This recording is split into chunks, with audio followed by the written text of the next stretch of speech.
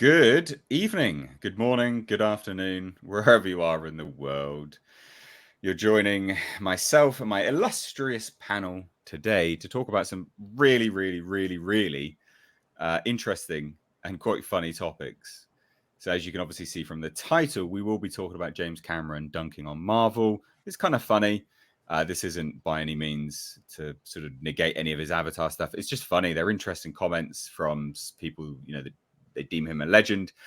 We've got numerous news from Henry Cavill, how close he was to playing Bond. He's also done his first interview post Superman news.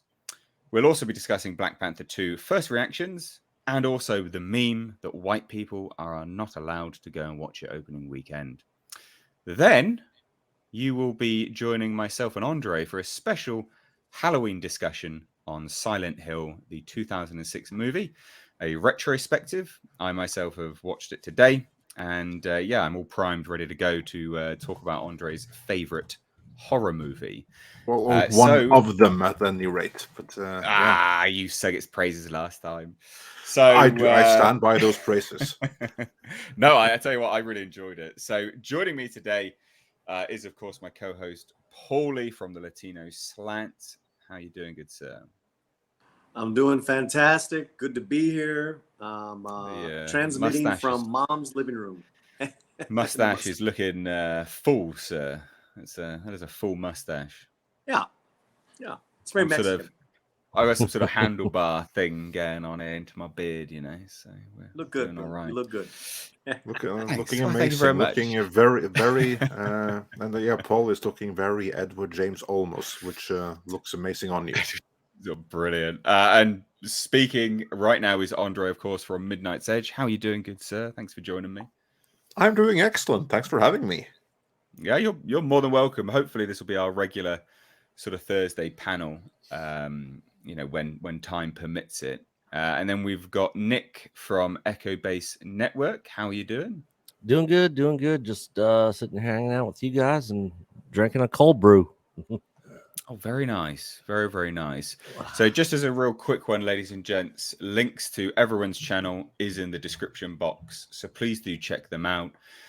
Also in the description box is Mr. H Reviews live archives. It's a second channel where streams will be put in their entirety, as well as, because not everyone can watch a whole 2-hour plus stream, highlight clips for very specific topics. So check it out and please do subscribe, because these conversations are very interesting. You guys have thoroughly enjoyed them. I've thoroughly enjoyed them. So stay tuned for more of that. Just to clear it up, Olaf always drops in and says, "There's just the thumbnail. There's no video yet." Just as an FYI, when I do the intro, I just do it with the thumbnail on the screen. I do that on purpose, ladies and gents. Just to throw that out there, so we don't have any confusion. So I think first and foremost, let's talk about Avatar director James Cameron coming out and dunking on Marvel. Now, I mean, I'd say it's a dunk, but it's not a dunk. Let's not get confused. I'm not sitting here going, it's a crazy dunk that he's done. Oh, he's absolutely killed Marvel with that comment. Because that's not the case. The commentary itself was more specifically about the characters within the Marvel shows. But the sort of main tag there is, it's not the way to make movies. So I think first and foremost, what's everyone's opinion of James Cameron and his major love for Avatar at the moment?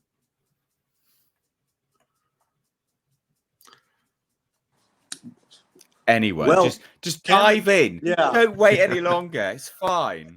As your co-host, I'm kind of deferring to the more illustrious Nick. Andre, James Cameron. Let's have Nick. I want to hear what Nick has to say before I weigh in.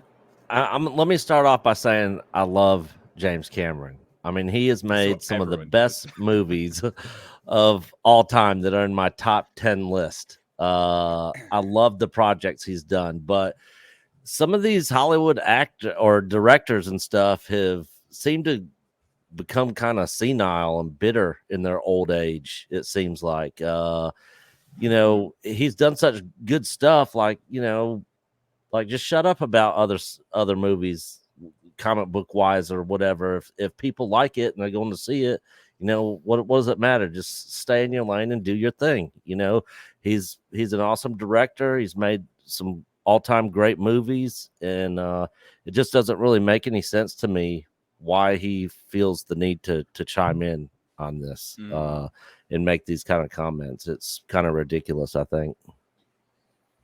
Okay, yeah, I mean, I can agree with some of those things. The reason why I'm asking for everyone's sort of opinion is because this is a conversation where he's talking about Avatar before he talks about Marvel. So there's actually a direct comparison there. So that's why I wanted to discuss him and first. I'm in the minority. I did not like Avatar, and I'm probably not even going to see the second one. Yeah, I didn't personally care for Avatar. I didn't care. It was a for those that may not have seen his comments, let's run through his comments and see what he actually said this time, because it's not the first time he dunked on Marvel. Yeah, so this time, you want me to read, or you want to read, Nate? Oh, I'll do it. So he's talking very specifically about Zoe Saldana and Sam, right? Their characters. So Zoe and Sam now play parents 15 years later. In the first movie, Sam's character leaps off his flying creature and essentially changes the course of history as a result of this crazy, almost suicidal leap of faith. And Zoe's character leaps off a limb and assumes there's going to be some nice big leaves down there that can cushion her fall. But when you're a parent, you don't think that way. So for me, as a parent of 5 kids, I'm saying, what happens when those characters mature and realize that they have a responsibility outside their own survival? When I look at these big, spectacular films, and this is the call out, I'm looking at you, Marvel and DC.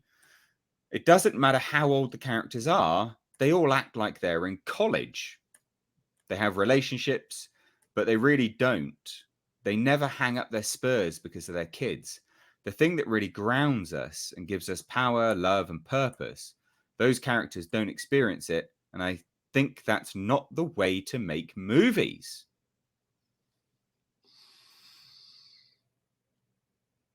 Andre. Yeah. Well, there's a lot to unpack here. There's a lot to unpack here in these comments. First and foremost, he is not wrong. Because what he's talking about is a very different kind of filmmaking in a sense. He's talking about thematically about what the movies really are about. Basically, what he wants the Marvel and DC movies to be, certainly have an element of, is Star Trek: The Wrath of Khan.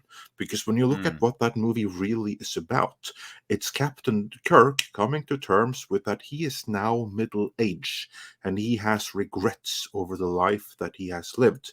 He has no kids or anything like that, so he doesn't have to worry about being alive for someone else. He doesn't have that, but he has regrets that he doesn't have that. And this is part of the reason why The Wrath of Khan is such a special movie, because it's a mainstream movie, a sci-fi movie that deals with growing old.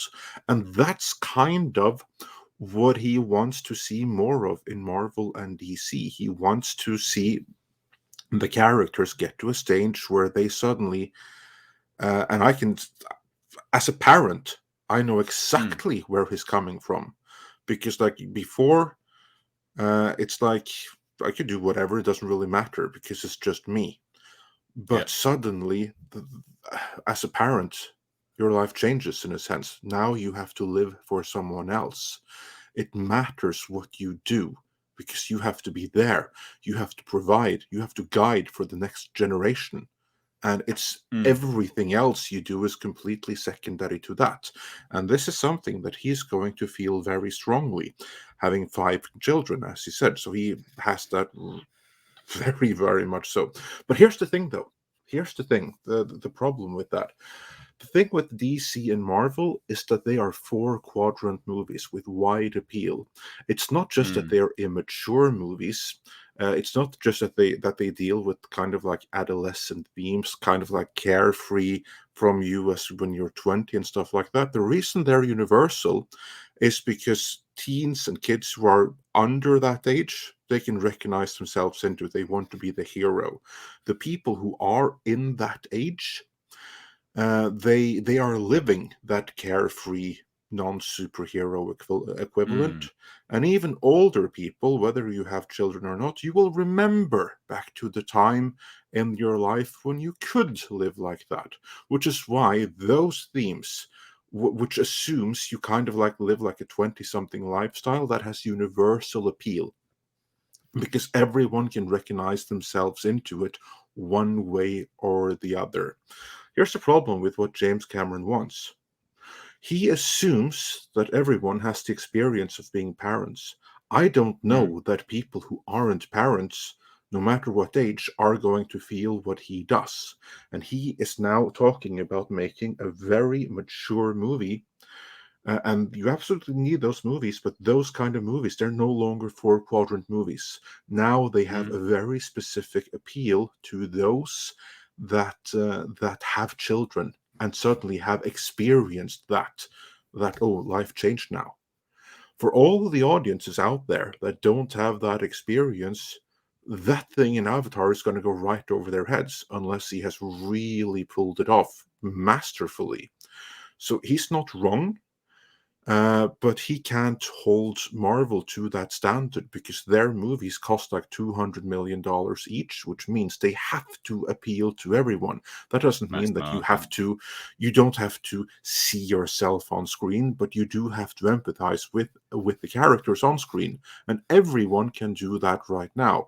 Do what James Cameron says right now, and the only people who will be able to do that are those in that situation who's lived that. You're going to rule out huge swaths of the target audience, and I question the wisdom of doing this in an Avatar movie of all things. This is one of the most expensive movies ever made. It needs to appeal to everyone. The first Avatar did that. As a storyteller, I understand what he's doing. I understand where he's coming from. But if he wanted to tell that story, the budget needed to come down because he's automatically going to limit the appeal. So I think that he's going to make probably a better movie, but one that has less appeal, and that many people are just going to be like, well, that was some touchy-feely drivel. I don't care about that.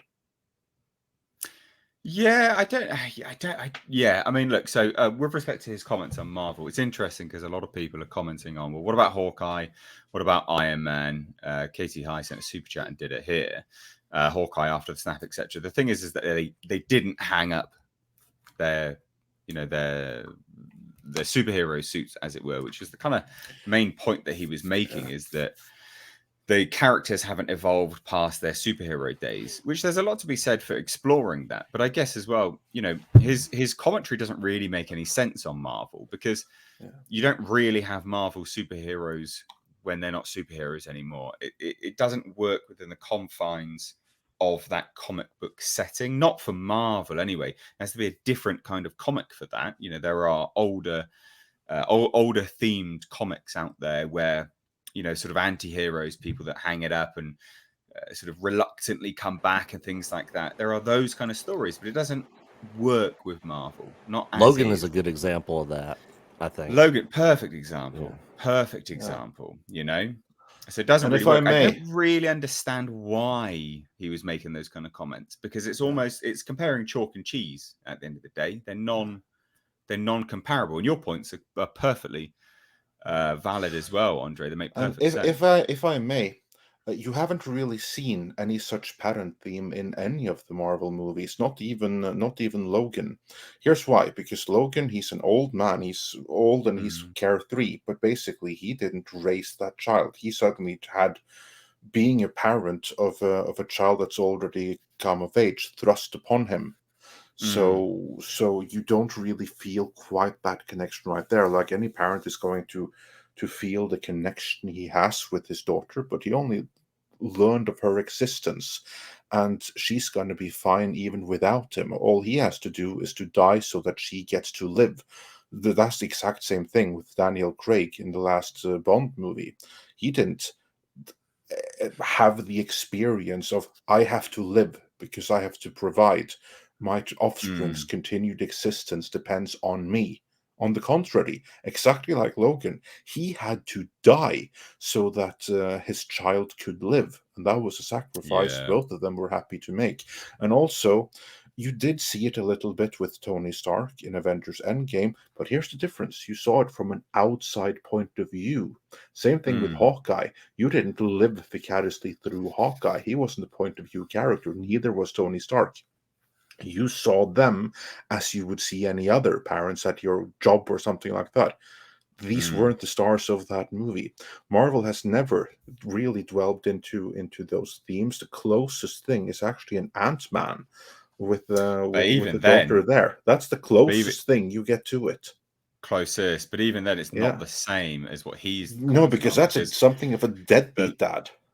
Well, a terrible dad, because in the latest Ant-Man, his lack of good parenting causes his daughter to create something which sends a signal into the quantum realm, and then they all get sucked in, and their lives are all threatened. Do you know what I mean? I mean, that's not what he's talking about. He's talking about people, sacrificing their sort of superhero nature for their kids, giving up.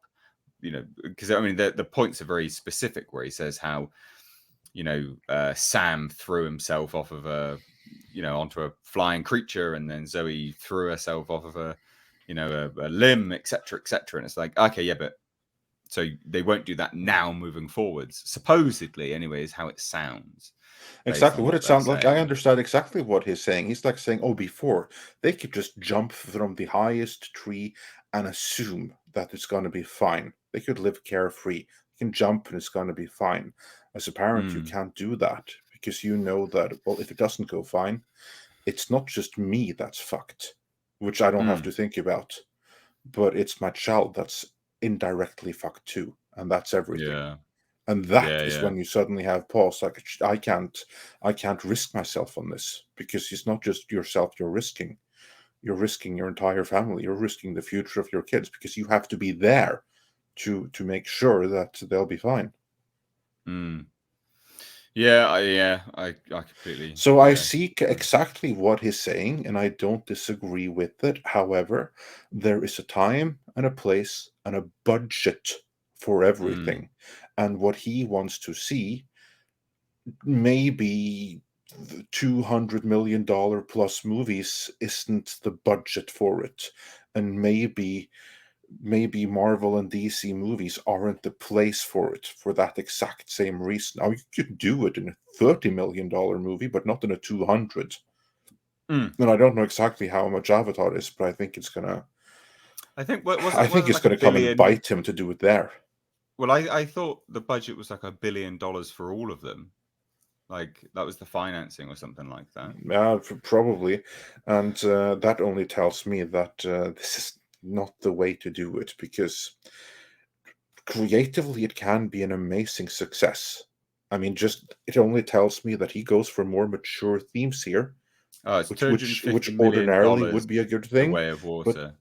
But not at this budget level. For that, you need mass 4 quadrant. You need the 15-year-olds to go into this and come out with a high and recommend it to all of their other 15-year-old friends. And they can't be like, it was just a bunch of boring people like my dad. I think I completely, honestly, we're going to segue off into something else now, because I have just had a bit of a revelation here. Well, not a revelation. I just Googled it, and I'm really shocked. Yeah. Holy fucking Christ. So it's $1 billion for James Cameron's Avatar sequels. Now, they say it could be a bargain, but I disagree. This is 2 years old. Okay, when you say was actually Scott Mendelson, the king of shit takes. Yeah, well, exactly. But there's even worse, because they even quote they even talk about the marketing budget that they projected to be. This is 2 years ago. It's like $1.6 billion it's going to be. $1.6 billion for Avatar and its sequels. 250 million each. Plus marketing each. That's 4 movies. Is that? Four movies. 4 extra movies. So that comes down to 250 million per film on average then. I mean, that's insane. Which for 4 movies, it's not too bad. You're banking. If marketing is included, if that's just a production cost, no, that's just production. You have to pay. Okay, so then you have another $500 million to market it on top of that. Well, so Bob Chapek is going to want to start. Chapek is going to want to strangle Bob Iger for having bought Fox and landed them with this. Fucking, I cannot. So what's the math? Yeah. So what's the math? Four movies at 1.9, 1.8 billion. No, so 4 movies at 250 million a pair. Plus marketing costs of like 150. Say 150 million in marketing for each of them. So then we are talking a total negative cost of 1.6 billion in a total negative cost, including marketing. Right. That has to be made back in theaters and on streaming. Wow. Good luck with that, even if it's over 4 movies, because then basically you're going to need like 4 Avengers movies to make that kind of money back again. If that was Avengers movie, that would be like one thing. But Avatar, it was the biggest movie of all time at the time when it came out, but it left 0 cultural footprint, and the 3D was a very, very big part of why it was so popular. In fact, I would say that was the most important reason. People hate 3D now. Isn't this? Yeah, because it's been cheapened, and everyone else failed to do what Cameron did. Sorry, Paul. I didn't like 3D anyway. I thought it was crap. I really my eyes don't get a lot. It gives me a headache. It legitimately gives me a headache. 3D stuff. So, just to put my 2 cents into this, along with what everyone else has said. Doesn't this seem like just a Cameron just being kind of competitive and snarky with Marvel? He's just trying. Which is quite funny actually, because they're owned by the same business now. So you'd think that he'd have a little bit more respect. I don't know that competitive is the word I would use. I'm thinking more something along the lines of condescending. Yeah. Condescending is good because he backed a superhero type of film that had a strong parent called Alita, Battle Angel, and that got buried with Captain Marvel. So I'm wondering if there's like some residual resentment, could be condescending, because that's a superior film. I love Alita, and I like Alita Marvel too, especially when you compare it to Captain Marvel. So. I know that's eating at him. That guy's he doesn't like being number 2. So I don't know. That's what I'm getting. Nick, anything to add to that? Well, just listening to the conversation and hearing his comments and stuff in this article, it's like, come on, man. You're talking about movies based off of picture books for kids. I mean, this isn't Tolkien. This isn't, something ultra serious or highbrow, is it? Yeah. No, in his head though, Nick. Yeah. So it's like, can you really, try to make the distinction between what you're trying to do in stuff like what Marvel and DC is doing? I completely understand and agree with what Andre was saying as far as the point he's trying to get at, but it's like, this is comic book characters. Yes, it's a valid point, but it doesn't work in the context of what you're discussing because it's comparing chalk and cheese at the end of the day. It just doesn't make any sense. Goodness me. Oh dear. Let's just quickly get to some super chats before we move on to the next topic, unless anyone has anything else to add to that. I got nothing, or rather, I said everything I wanted to say. There you go. Me too. Go. Also, ladies and gents, super chats are a really good way to support the channel, support these streams, help keep them going, and physically keep the lights on. So please do that if you want to support, as well as get your points across and join in the conversation. Tom Working sent $10 and says the origin of all these MCU movies were feckless, clunky dialogue in the Silver Age, too many retcons, etc. It's everything about how these films, an echo chamber of comic corporate origins, old model. Yeah, I mean that. Yeah. I think the retcon level things which happen time and time again, and we're seeing that now. The retcons are what distance people more and more from Marvel, and especially DC. They do their reset points in the comics closer together, so it'd be almost pointless reading a comic run. But the same thing with Marvel is that these consistent retcons and resets of the universe, because you can't just build linearly to, constantly bigger threats, because it has to be an endpoint. But I think those kind of things is actually what put people off a lot of comic books at the end of the day. The constant retconning rather than just dealing with isolated incidents, just one little thing that was happening. These massive events. And this is actually, funnily enough, I think one of the problems Marvel is currently having is that they built to a massive thing and then they didn't really know where else they were going to go. And that's why we got this weird phase 4, aka phase 4. And now it's going off into, a bigger event, the Kang saga or whatever it's called. Kang the Multiverse Saga featuring Kang the Conqueror. Yeah, that's the one. Whereas if they first seen in Loki. If they focus on just individual stories, I think they'd have a better longevity with making these films. I don't know if any of you guys have anything to add to that, but again, I think the retcons, resets with essentially part of the death of comics, obviously other stuff as well, but it's also leading to people, phasing out from these movies a lot as well. The only thing I wanted to add is I just think it's incredibly easy to make the Marvel films in general like your piñata. Scorsese's done it, Cameron's done it. It's like, everyone thinks they're so serious with their filmmaking. Guys, we're talking about superhero low-hanging fruit.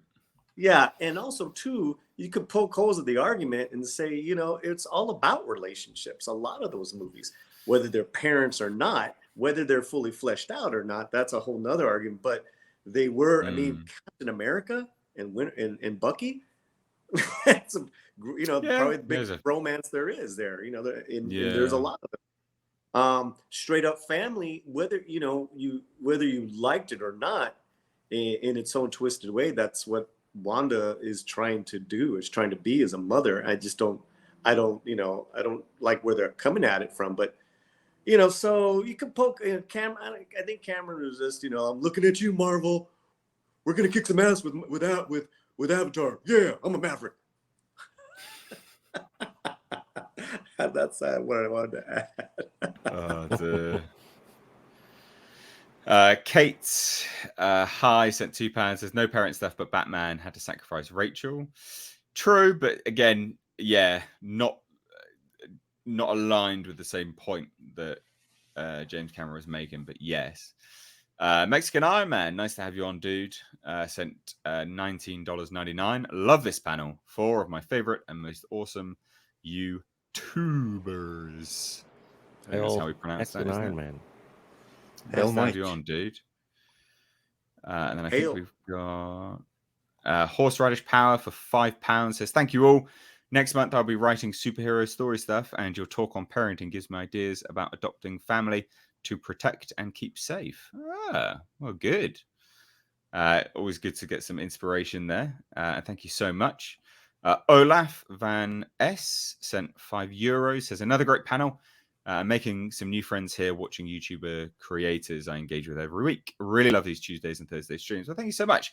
I always intended to bring these streams back, but I wanted to bring them back with a better format, a better bang. There will actually be something coming with all of this as well. So I've got some stuff in the works that you'll see soon, which I'm still working on behind the scenes. But yeah, thank you. I'm glad you guys are enjoying these streams. And thanks obviously to my great panel for joining me as well every Tuesday and Thursday. Links to all their channels are down below. So that actually takes us nicely on now to our next point, well, our next topic anyway, which is Henry Cavill.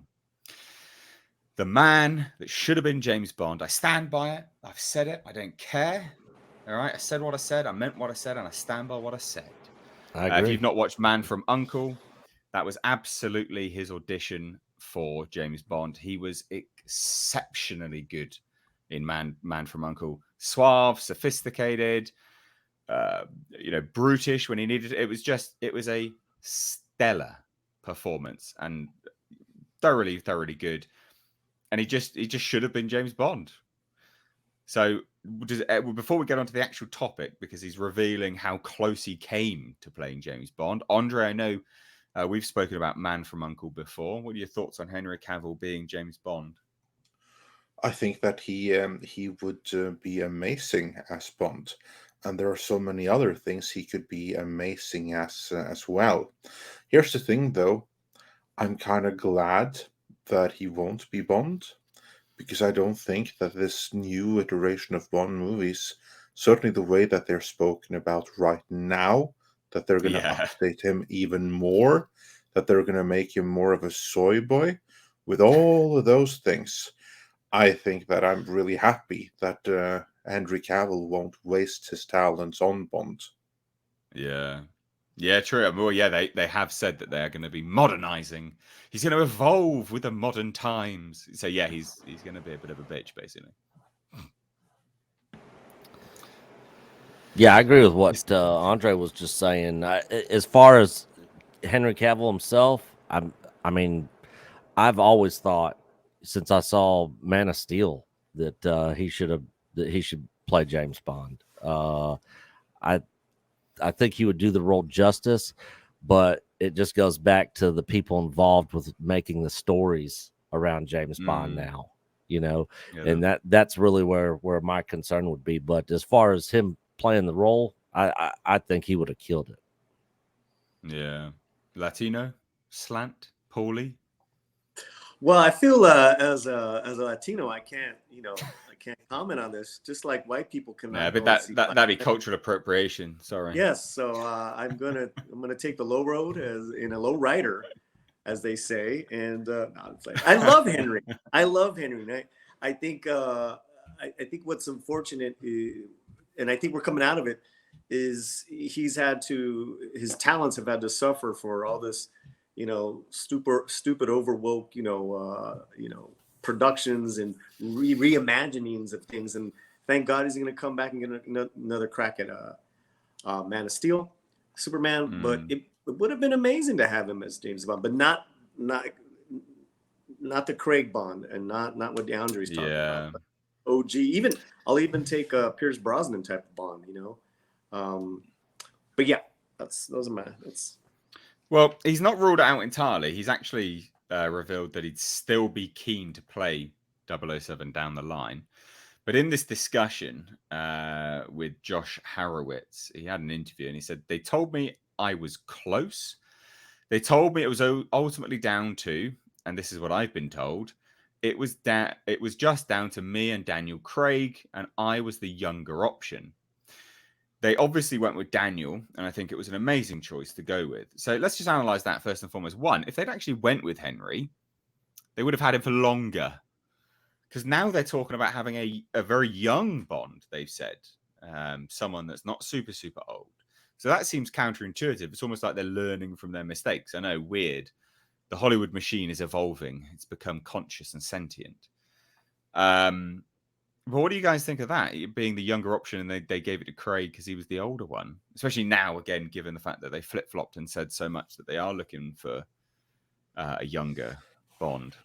Andre? I'm really glad that they went with Craig, to be honest, because I think he was a good Bond in bad movies. That's what I mean. There were two, in my view, Casino Royale and Skyfall were really, really good. And everything else was utter rubbish. Was Skyfall the one with Javier Bardem in it? Yes.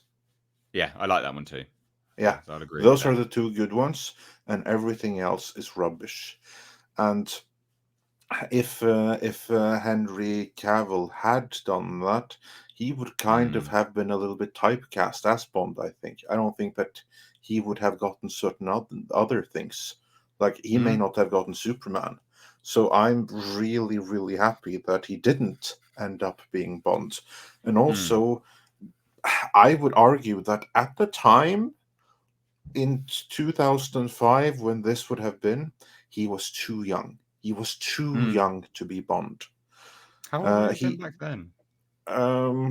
Well, mid-20s, isn't it? I think. Yes, something like that. He would have been too young. 5, yeah.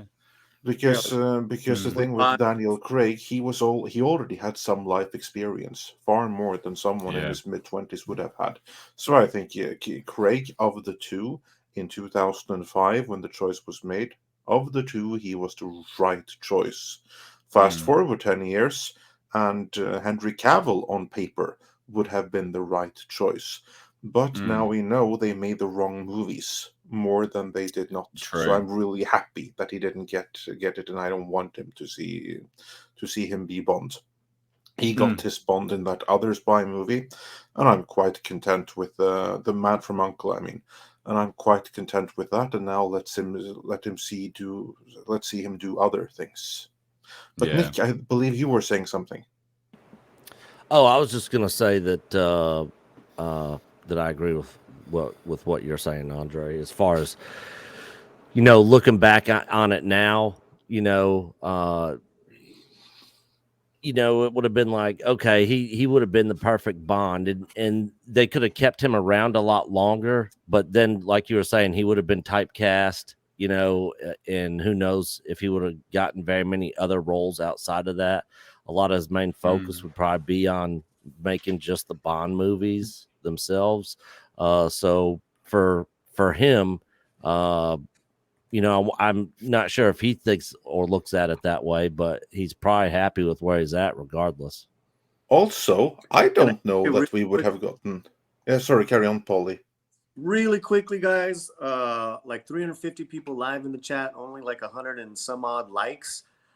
Smash it right now, because you guys are the only ones that can help this live stream get out, because YouTube does not help us. So you guys help us right now. Hit the like. It cannot tell you how important that is.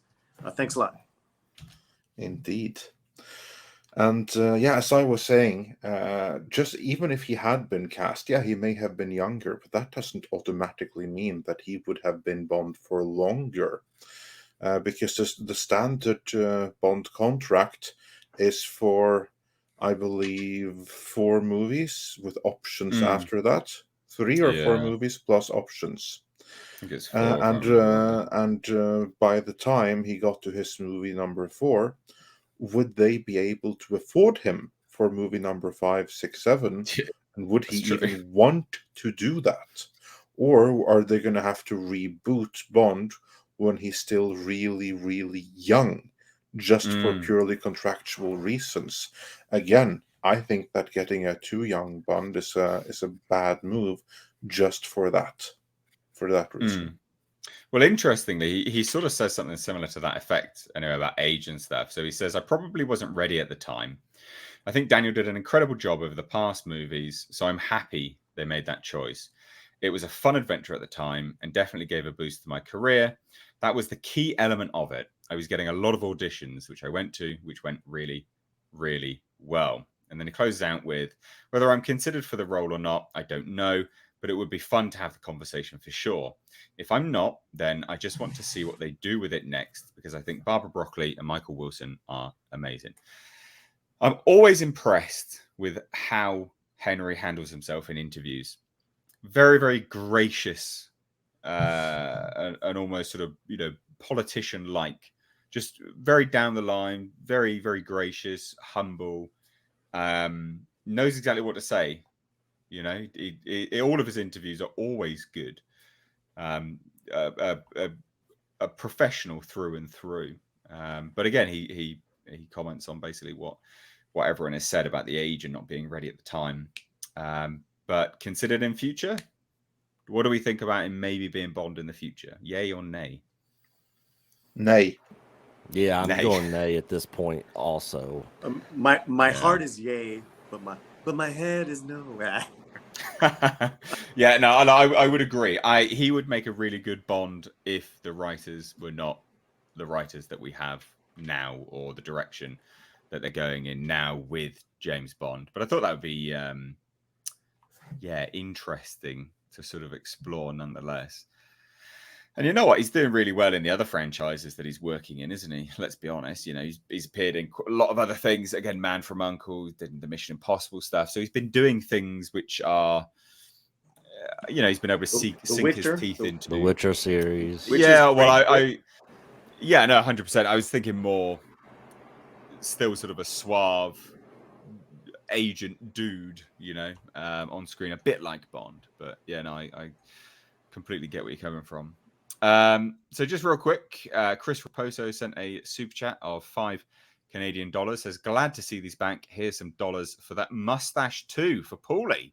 I agree with Andre about Henry. I don't think there was any others actually. So thank you. But as Paulie did say, please do hit that thumbs up button. It does go a long way to helping get these out there, because YouTube's rubbish. You could schedule these things days in advance and you still wouldn't know. YouTube really is poo at sending these things out. And also, just real quick, because we've got more people in here now, in the description box you'll find a link to Mistakes Reviews live archives. Please do check it out. It's a completely new channel where highlight clips, as well as the whole podcast, this stream, but highlight clips will be going out on each topic. So, if you're not here for the whole thing, but you just want to catch the highlights, check it out in the description box. Nate, or the lowlights. Oh, the what? The high or the low lights. Oh, right, yeah, I guess I should turn all the lights off. Just put my Datsun light on in the background. I actually can't turn. This is a light, but I can't turn it on because it's as bright as the sun. So you literally wouldn't be able to see anything if I turn this light on. It's really disappointing. That's too bad. Are you talking about the Datsun light? Yeah, that's a light, but I can't actually put it on. I can't put it on when I'm on camera because it's so bright. You can't see the sign. It's just it's a shame. And maybe I could, but I'd mess around with the exposure. But then you probably wouldn't be able to see me. So I don't know. Shame. Anyway. Yeah. Anyway, moving on. So, Paulie, sorry. Nope, just gonna keep going on the James Bond, but we can move on. Okay. Well, from one Henry Cavill story to another. Obviously, Henry Cavill is coming back as Superman. That's confirmed. 100% confirmed. And now he's done basically his first interview post announcement. And again, it's just that it's interesting stuff. It's kind of humble. It's kind of what we expect him to do, really. But he says that Superman, so it's basically teasing the version of Superman we're going to have, completely different. So apparently this Superman will be enormously joyful when he returns. And he says, obviously, I never gave up hope and there's a bright future ahead, which kind of goes hand in hand with what he'd already said before. But I guess, this is interesting anyway for a few things, because where did we last see him? We last saw him, obviously, Justice League. Is that, Justice League, because that's post Black Adam, I think. I don't know where Black Adam sits in the timeline on this universe. Does anyone know where Black Adam would I guess would be the most recent, the most newest of all, because there's been no past references to Black Adam. So I can only imagine that this is the most current thing. So the last thing that we saw him, both chronologically and like on screen filmed, would be in Black Adam. Prior to that, it would have been the reshoots for Joss Whedon's Justice League, which then takes us back to 2017. Yeah, 2017 is the last time he would actually have been in costume with a mustache and everything that they had to remove in CGI in post. That was the because worst they actually thing. filmed the movie in 2016. Oh, so funny. But anyway, this is going to obviously postal Justice League then, I guess. But he's come out and says, the character means so much to me. This is on the Happy, Sad, Confused podcast. Sorry. He says, the character means so much to me. It's been 5 years now. I never gave up hope. It's amazing to be here now talking about it again. There is such a bright future ahead for the character. I'm so excited to tell a story. This is a key point here, with an enormously joyful Superman. Now, I don't want to sort of view that as a dunk on Snyder, but it is polar opposite to the Snyder Superman, isn't it? He's very specifically saying, I'm so excited to tell a story with an enormously joyful Superman. And I guess maybe for him, it's not a dunk on Snyder, but he's looking forward to a different version of the same character and being able to flex his acting chops within that role. I don't know if any of you guys have any opinions on that. Well, to me, it sounds like he's very clear on what he's saying. I don't think it's like a deliberate dunk on Snyder so much as it is, I know that people were not happy with my Superman being too dark. When Superman is supposed to be bright and cheerful, David Zaslav will no doubt have told him this, because Zaslav is a fan of Superman. And he has made it clear, we need to get Superman right. And getting Superman right means going back to the character's roots. That means there has to be some level of joy to it. So I'm pretty sure that he will have been instructed to subtly drop words like that in there. That this is no longer going to be dark and dreary and an angsty Superman who just wants to die. And I think it also goes hand in hand with what we were hearing about. What's that? 2 years ago now? I think it was 2 years ago. But basically, Henry Cavill was refusing to come back unless he had some creative say on the direction of Superman, and where he was going to go, because he obviously realized that it was just basically they're just throwing the character down the toilet. Well, I don't know that that's actually. I think that may have been overblown, because the real story is that they didn't want him. I know, yeah, persona non grata. I know, I couldn't believe that. We spoke about that. Well, we've been reporting it for years. I think. Yeah, it's just crazy. Yeah.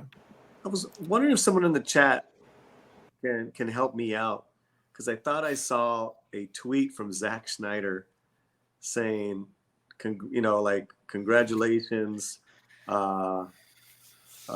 Henry. Hope to work. Can't wait to work with you soon. Yeah. No, I don't think it was can't that. wait to work with you again. Yes, this is a real tweet, and many people have read into it that means that he'll be doing a DC project. I don't think that this is true. Just because Henry Cavill is back as Superman doesn't mean that he can only work as Superman. Zack Snyder has an exclusive deal with Netflix. So I think that referred to that Henry Cavill is probably going to be in one of Snyder's Netflix projects. So, Andre, this wasn't a dream. No, it wasn't a dream. It did happen. But here are like a fever dream, Paulie. Or the nightmare. Or here's the thing. It's not on Snyder's Twitter anymore. Just look for someone else to talk about it. Just look for Snyderverse. You're gonna find someone. Okay, maybe it's that. Maybe it was that. Yeah. Okay. Well, he talks here about what it meant to him for sort of getting back in the suit again as well. He says, I went to Warner Brothers studio in the UK and got back in the suit. It was a very powerful moment for me. I wasn't sure how I would feel, whether it would be something very emotionally connective, because I put the Man of Steel suit back on. I chose that one in particular because of the nostalgia attached to the suit. It was important for me to be standing there and enjoying that moment. That is one of the top moments in my career. It feels great to have the opportunity to wear it again. Again, it's that sort of humble nature, the very sort of graciousness. I would just like to point out before you move on, he may claim that, I chose that. No, mate, you did not choose that suit. That suit was chosen for you. It was chosen for you, and it was built for you right now, and you did not get a pick, no matter what you may try to tell people in the media. Well, I would say ordinarily that's true, but you don't know under what pretenses he's been allowed to come back. He may have executive producer credit on these Superman movies. He may have creative control to a certain degree. Yeah, it could be, but I do believe that Zaslow would give him the options. Like, okay, here we have 3 almost identical versions of the suit that look quite a lot like the Man of Steel suit, so much so that anyone looking at first glance is going to be confused either way or couldn't be able to tell. So you get to choose anyone you want out of these 3 possibilities that all look pretty much the same and like the Man of Steel suit. Yeah, I can absolutely believe that that he would have that he got to choose within those parameters, but that he had the option of the black Snyder suit or the much more overexposed Joss Whedon suit. No way. Even if he has executive producer credit, that's above his pay grade. He can choose within certain parameters, but those parameters are above him. Yeah. We seem to have lost Paulie, by the way, ladies and gents. I'm sure he'll come back. He was on an iPad, so I think that's probably why. Just as an FYI, everyone's probably a bit like, "Oh, what's going on? Where's Paulie?" So just thought I'd address that. Real quick, I'm curious how they're going to show or explain his character involvement or his change in character as this other Superman. Is it going to be from the death of him and him coming back and him having a more lighter outlook on life, or I think I can make a fairly educated guess. They're not going to address it other than in the most casual of vague terms, because what we have understood that they're doing with that Zaslow is doing, and make no mistake about it, James Gunn, he's executing the will of David Zaslow and putting his own spin on it along the way, but it's Zaslow's shot here. And Zaslow is the shot caller, just to make that clear.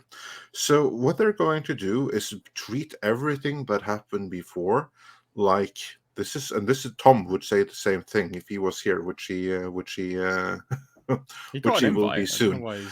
It's basically that everything that happened before, but it's no longer addressed. Exactly the same thing that happened after the Snyder period, after his movies. Everything that happened in them kind of happened, but we're just not talking about it. And it's the exact same thing right now. This is going to be a fresh start with the same cast, and it'll be implied that everything happened before, but it won't be dwelled upon. So he's probably going to get a new personality without addressing that he died, or might be like a one sentence here or there or something, but it's going to be a new direction. It might as well have been like a complete reboot. It just vaguely is in the same continuity with the same cast. So more like a soft reboot in the same universe. Yeah, soft reboot in the same universe. That's exactly right. Yeah, that makes sense. We got Paulie back now, I assume. Butterfingers. I thought the iPad battery. Oh, did you hit the wrong button? Yeah, I sure did. Butterfingers get worse on iPads. It's so bad on that. Yeah, exactly. Sorry about that. So we're going to talk about Black Panther 2 first reactions, but first I want to get to a very bold claim that white people shouldn't be seeing the Black Panther sequel, because this dumb takes are always funny to laugh at. And actually, we've got Tom here for this hilariously dumb take as well. What's up, Tom? Hey, Tom. Hello. So yeah, I thought we would take a look at this, because this always happens. This happened last year. Not last year, when Black Panther first one came out, people were sort of, rallied at if you didn't like it, you're a racist and all this kind of nonsense. Oh, did you see my tweet? What's on the tweet then? Go ahead and read yours part here. I'll send. Right. Well, basically, this is a TikToker that says you're basically anti-black if you go and watch Wakanda Forever opening weekend. So this is a TikTok video. Let's have this together because this is going to be pure gold, I'm sure.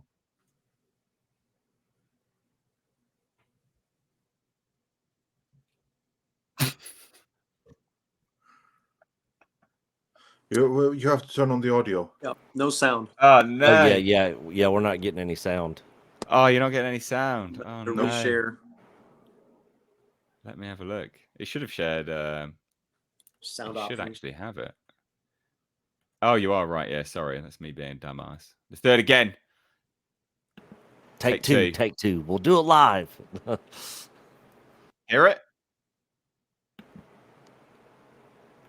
No. Nope. No audio. No. God damn it. Well, while you work on that, I can give some spoilers. Because basically, what this lady is saying is that this movie is for black people, and any white people that wants to go see it, you shouldn't go see it. Certainly not in the opening weekend or the first week, because white people in the cinema will make black people feel unsafe. They can be threatened by the presence of white people.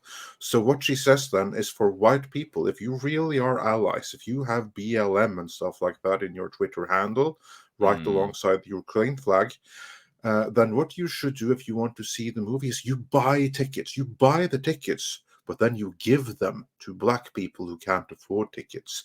And then you go to the cinema and you stand watch by the door so that you will block any white people from going into the cinema to make black people feel unsafe, because black people will be harmed if they see a white person in the cinema screening with them. This is their movie. So white people, if you want to see the movie, that's fine, but you have to wait until like the second or third week. Then you can go and sit in the back of the bus. That's the gist of what she's saying. And if you go see it before then you did a racism, and then that's against black people. I love it when you say that. It's very funny. I think I've got it to work now. So that's okay. Let's see if you all agree with my retelling. If you thought that I was exaggerating, I think yours is going to be more eloquent. I'm going to say that now. Yeah. Is that sound? Okay, I can hear it now. This message is to all our would-be accomplices and white allies. This message is to all the white people who have. Yeah, now it's working fine. It froze. Yep, but it just paused. I think Mr. H froze as well. Mr. H froze. Yeah. Oh, there we go. If you really want to prove to black people that you love us and you care about us and you are down for the cause, do not go see that movie opening weekend. You buy your ticket, you give it to a black person or a black family who can't afford to go. And then you go sit at that theater in front of the doors. You make sure that every black person in that theater can enjoy that movie in peace. You make sure that you use your body to block us from anybody who would be coming in that theater to do us harm. That is your job. You can go see it on another weekend. Go see it on the second or third weekend. But the first weekend, that's for us. To do anything other than this is anti-black. I'm curious. I'm curious. What does she feel about Latinos going to see the movie opening weekend? Are they allowed to go? Or mixed people? Do they count? I've got the answer to that. Oh, do share. The answer.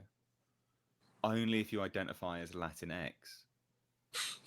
All right. If you identify as Latinx, you are a proxy black person. That's if you're Latinx, you are a person of color by proxy. But if you don't and you identify as a Latina or a Latino, you're not black or person of color in their eyes. I bet you. I wasn't going to go see the movie. Mindset.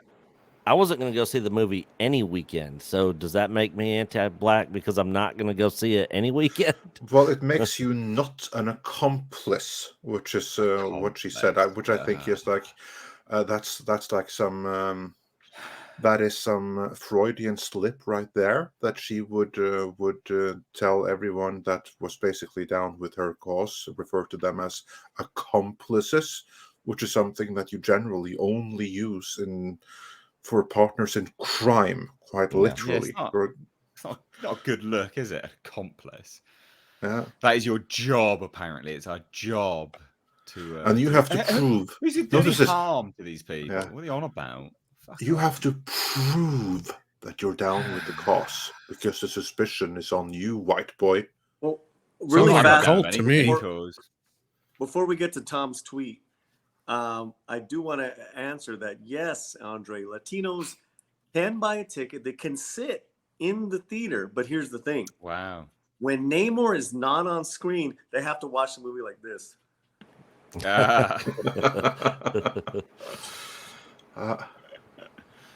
Oh dear. And yeah, Tom, yeah, do you want to read your tweet out here? I think I came up with a good solution. It's funny that you brought this up, because I was reminded of this Instagram post because it was a few months ago. This chick made this. Yeah, and I just knowing that the movie referenced your tweet earlier in the show, Tom. Oh, funny. That's awesome. Because yeah, like I'm like, all right, I remember that. So I'm like, remember, white people, we're not supposed to see Black Panther Wakanda Forever, but buy tickets. So remember, next week, get tickets for Black Adam instead. There you go. Well, look, you see it in a film with black in the title, so it's fine. It's the same. That's right. I'm still supporting. I'm down for the cause. I'm down. I'm going to see Black Adam. I support Tom's tweet here. I think it should be widely shared, and people need to take this recommendation to heart. Jesus. And so we have a black. I just have to like signal boost this. Black Superwoman says in the chat, I bet she's dating or married to a white guy. Actually, like Jordan Peele and his white wife, you know. Yeah, not just that, because you have like a number of these female black supremacists. Many of them are or have been in very long-term relationships with white men. For some reason or the other. Maybe that's what made them black supremacists. I don't know. Wasn't Black Panther created by a white man? A white Jew, to be clear. A white Jew. Yeah. There you go. There you go. Dear, oh dear. Well, I thought that would be a very funny sort of way to segue off. Sorry for... Apparently, I sort of froze a little bit. Sorry about that. And sorry. Yeah, you did. But it's all good. It wasn't too long. Functions. But I thought that'd be a good segue off into the first reactions. Now, all of these, I'll just say it, you can take with a massive pinch of salt, because Disney will only let people have access to their shows, screeners, or premieres if they meet very strict adherence guidelines. They have to speak. This is all completely true. You can't reveal leaks about anything. So you can't talk about any leaks that might be circulating. You have to do good reviews. They're very, very specific. So all of these people given access, take it with a pinch of salt, because they are unequivocally singing a tune that Disney is hymning. I'm sure Andre and Tom will probably back me up on that statement. Yeah. Tom, why don't you give your take on the reliability of these early reactions? Right, chime in. Yeah, I mean, we have seen this major shift in the access side of things, and yeah, all these. Did you not notice that? You know, every early review for Eternals was a triumph. Every early review for Shang-Chi, it was a triumph. You know, I'm sure this is going to be a triumph for the black community. Like, we already know what they kind of pre-feed the buzzwords to these guys, it feels like. And again, we notice even with like Rotten Tomatoes scores, you'll see two different critics give basically the same review. One will be a negative review and the other one will be like 4 stars. It's like, in what world does this equate? And I think a lot of it is this fear of losing access. And we've even seen people like Christian Harloff, John Campea bitch about it. And I think because those guys are a little bit on the outside ring of the big boys, they do get pushed to the side from time to time. And they're just giving us a look inside what it's really like over there. And to me, it's just ridiculous because 30 years ago, it used to be the opposite. The Hollywood system and studios were worried about the media, not the other way around. Like you would just pray you would get a good review. You didn't get to push and access, promise access for it and give goodie bags out for it. You didn't get a lot of that crap until more recent years, like last 20 years or so, 15 maybe at the most. But yeah, no, I'm curious what you guys feel about this because I'm not surprised. This is all par for the course, if you ask me. Yeah, before Tom even started.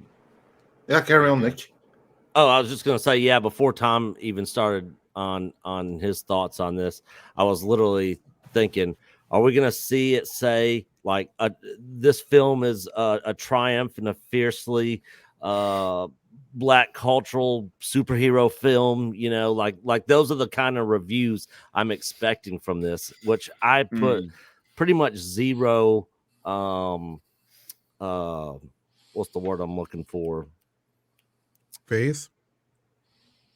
Yeah, zero faith into these critic reviews. I pretty much just got take the audience scores and what a lot of other people that I trust their opinions on have to say about it and kind of go by that. But I'm guessing it's going to be great reviews from all the critics on this. Because if they trash the film, then they would be scared they'd be called racist, and they can't have that. Well, they've actually got more than just the race card that they're going to play on now. So this whole film, and I think this is incredibly distasteful. I think the film is distasteful. I think everyone's comments about it is distasteful. I think the trailer was incredibly distasteful. And the actors' interviews were incredibly distasteful. It's all about Chadwick Boseman, the character T'Challa, and being dead. And, Coogler, is it Coogler? Letitia Wright. It's an incredible honor for Chadwick. It's an incredible honor for Chadwick Boseman. It's jam-packed with exciting stuff. We honored him by committing ourselves to the story that he started, the legacy that he started with this franchise. He was really pretty sick of doing the whole Wakanda forever by the end of it. There are interviews with him saying how sick and tired he was of it. I don't think he'd want to be remembered for this. I don't think this is his crowning achievement. And even if it was, we don't know that. He's never said it. I think it's distasteful to assume what a dead man's legacy he wanted his legacy to be. And the thing is, like, I just think it's distasteful, having his face scrawled up on walls and stuff. And I don't know. I think it's profiteering off of someone's death.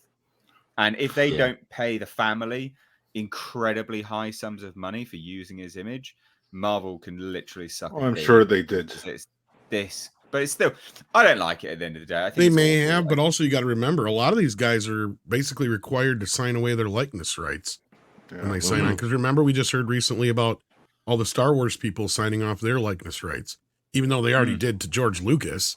They must have signed off their lifetime likeness rights to Disney, I'm assuming, is what it is. Evidently, yes, it seems like it. I will say, though, on the matter of legacy, you don't get to choose your own legacy. And in this particular case, I'm obviously not Black myself, but I think like that. What do you mean? But you're not Black. I'm living a lie. I've been living a lie. But I do get the impression that the first. Does your Black wife Panther, know? Yeah, I think she might have noticed.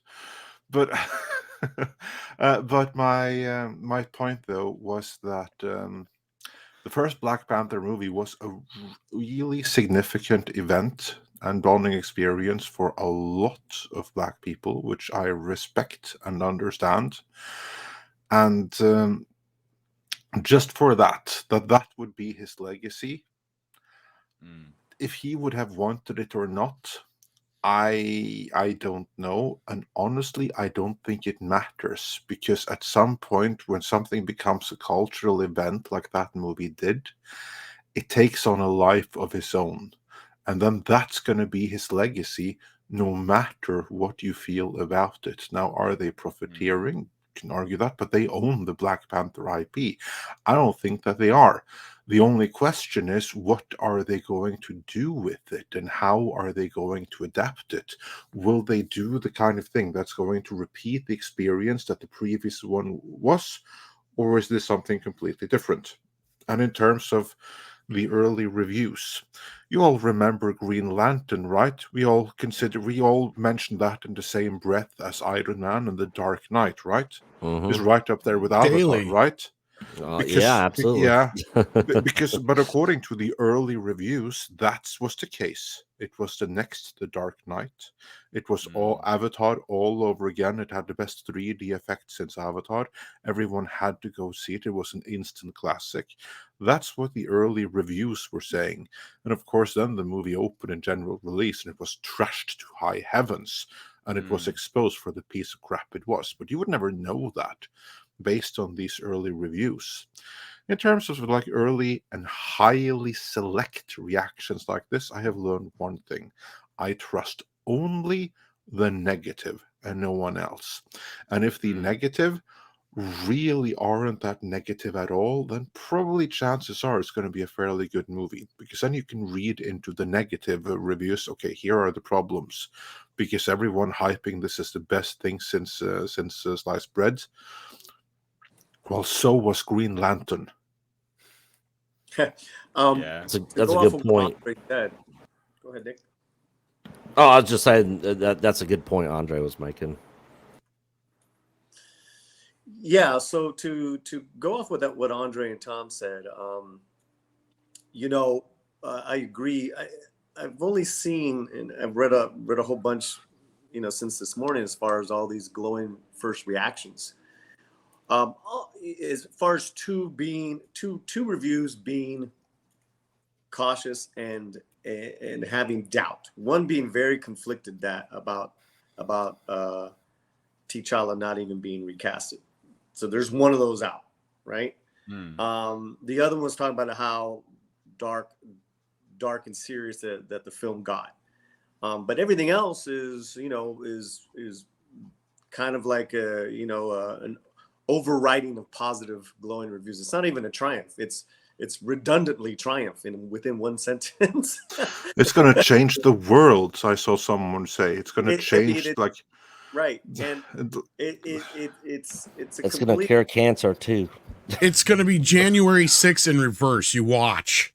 What I'm thinking, because someone said it was basically everyone revolting for a better world. Then I'm like, well, who are they revolting against? Yeah. Who and what? The alt-right fascists. Yeah. So, that's why I think it's important that, pay attention to those reviewers that either are honest with how they are getting the screeners, or if they, go and pay for the ticket, because right now you also gotta take it with like I said, the grain of salt. All these guys were just, they were probably at the premiere, and everyone's so emotional and all this stuff. It's just like, who's not going to enjoy themselves? Yeah. But there's so many problems with the way this is being promoted. I'm going to wait until I see it, and I'm going to write my essay out on it, because, this is not the type of representation that I am excited about at all. There's so many problems to this. So I'm just gonna wait and see it and take it from there. Does anybody know? Are they, with the Chadwick Boseman situation, are they doing this sort of like Black Widow, where this takes place like during the snap? No, he dies. He's dead. Like when the movie takes place in the movie. Yeah. That's I'm talking about when the we're- movie takes place. Like, I had speculated something like that a while back, and I had talked to somebody, and they said that's kind of basically what goes down. Is that, from what I heard, there's just one little quick cameo of his face done in CGI or whatever, just so we know he's in the costume.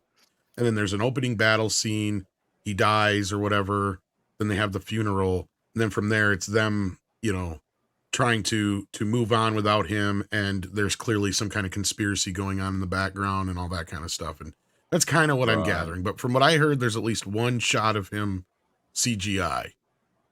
So I have a feeling that that's what it's going to be. So it actually takes place after Endgame then. Yeah, as far as I can tell. Like, that's the thing. They've pushed the Marvel Universe now to where it's in the modern day.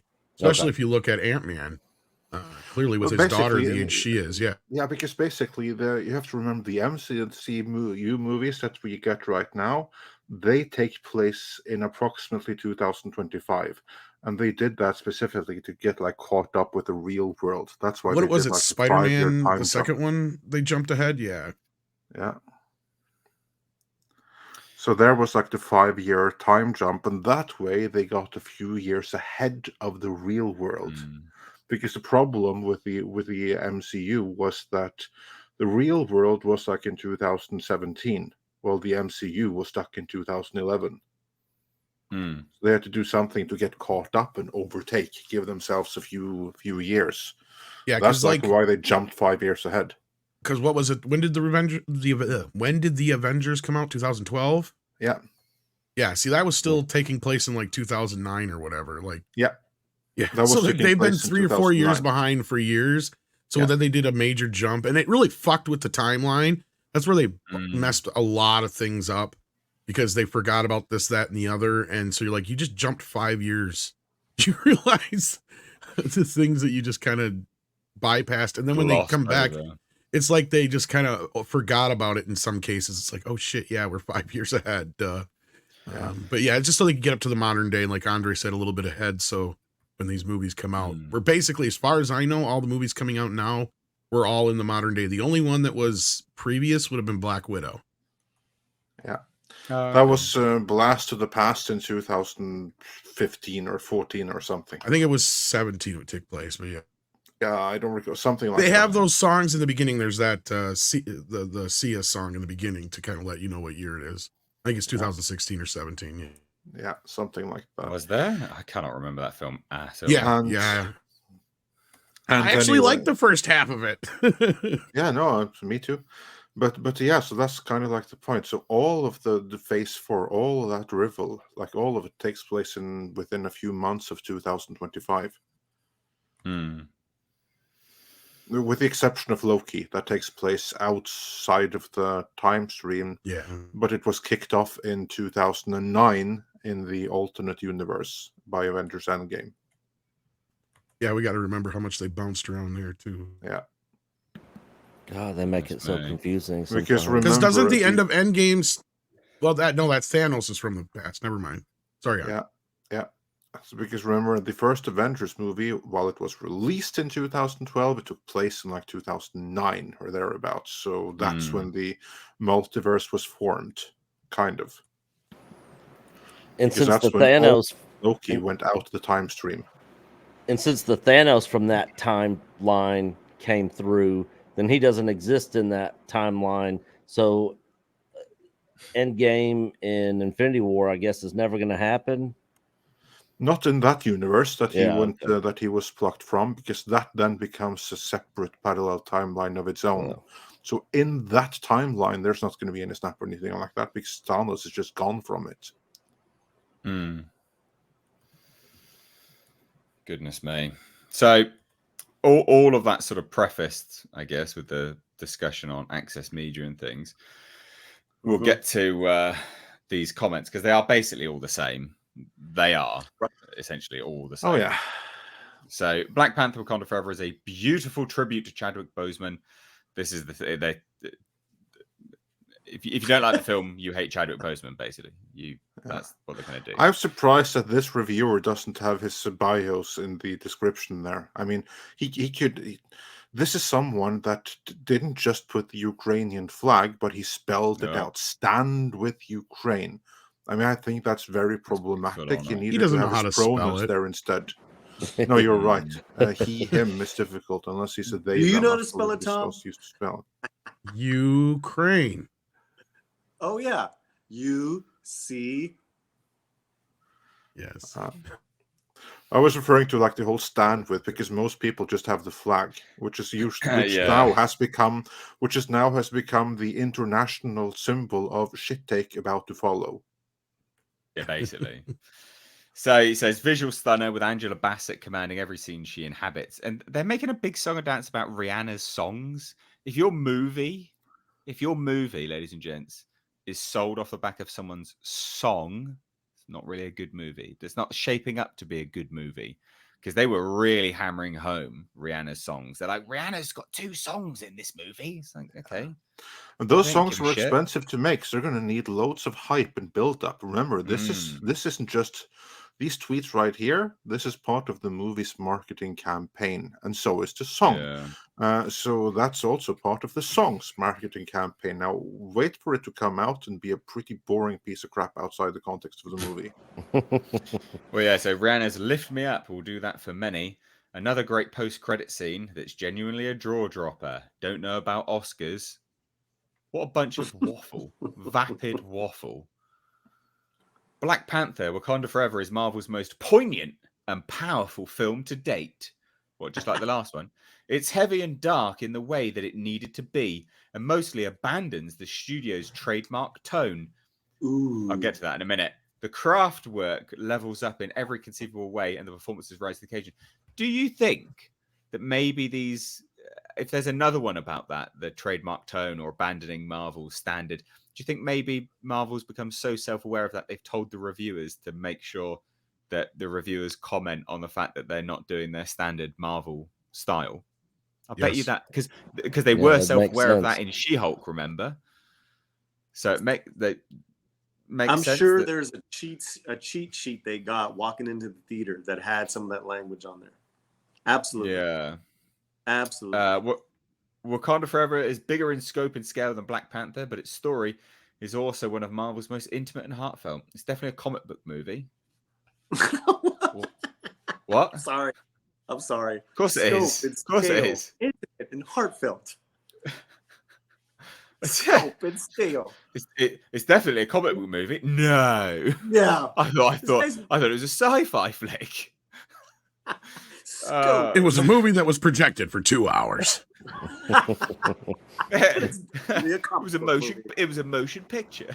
It was a motion picture, says the New York Times. Wakanda Forever. There were moving images, says Time Magazine. Oh, Jesus. Wakanda Forever is outstanding. It handles loss, grief, and revenge with a maturity and seriousness rarely seen in the MCU. Again, it's about that tone. They're doing that tone thing. Well, Black Panther continues. Revenge is so, mature. Yeah. Black Panther continues to be their crown jewel. Letitia Wright, Angela Bassett, and Tenoch Huerta all bring some of the best acting I've seen all year. All year? That's some of the best acting you've seen all year. You're a movie reviewer. This is the end of the year, too. All year? Are you high? You on crack or something? Perry Nemiroff says Wakanda Forever is excellent. Of course she does. An immensely powerful story of forging forward, shattering at times, but also beautifully cathartic and heartening. Cannot get over how well the film earns that title. She's one of the worst. Whatever she says, I take the opposite of what Perry Nemiroff says. Yeah, but again, I don't mean to diss anyone, but if there ever was a pure pro-establishment will do as you're told and walk in lockstep. Remember when Collider had like that purge, when anyone with like a real voice and independence and with an audience, they were all given the boot. She's still there. Yeah. Yep. Well, that speaks volumes, doesn't it? Underneath, we got Frosty from Collider as well. I know, I'm going to get to that. So the moment you said Collider, I was like, oh, we got Frosty. Anyway, Danny Fernando says, no spoilers, Wakanda Forever had so many emotions. good. It was creepy and brutal in parts, heartbreaking and beautiful, and the fight scenes were wild. I'm in awe of the care put into representing these cultures. What, the make-believe cultures? The fucking make-believe cultures? The fictional cultures? Oh, Lord. That's all it takes now. Paulie, do you feel represented by Atlantis? Yes. In my fantasy. Well, this is aimed at you. This is apparently your culture, mate. Represent. Just fucking ridiculous. Well, if I may, Paul, Paulie, you probably feel much the same way that I do about Marvel's Thor movies.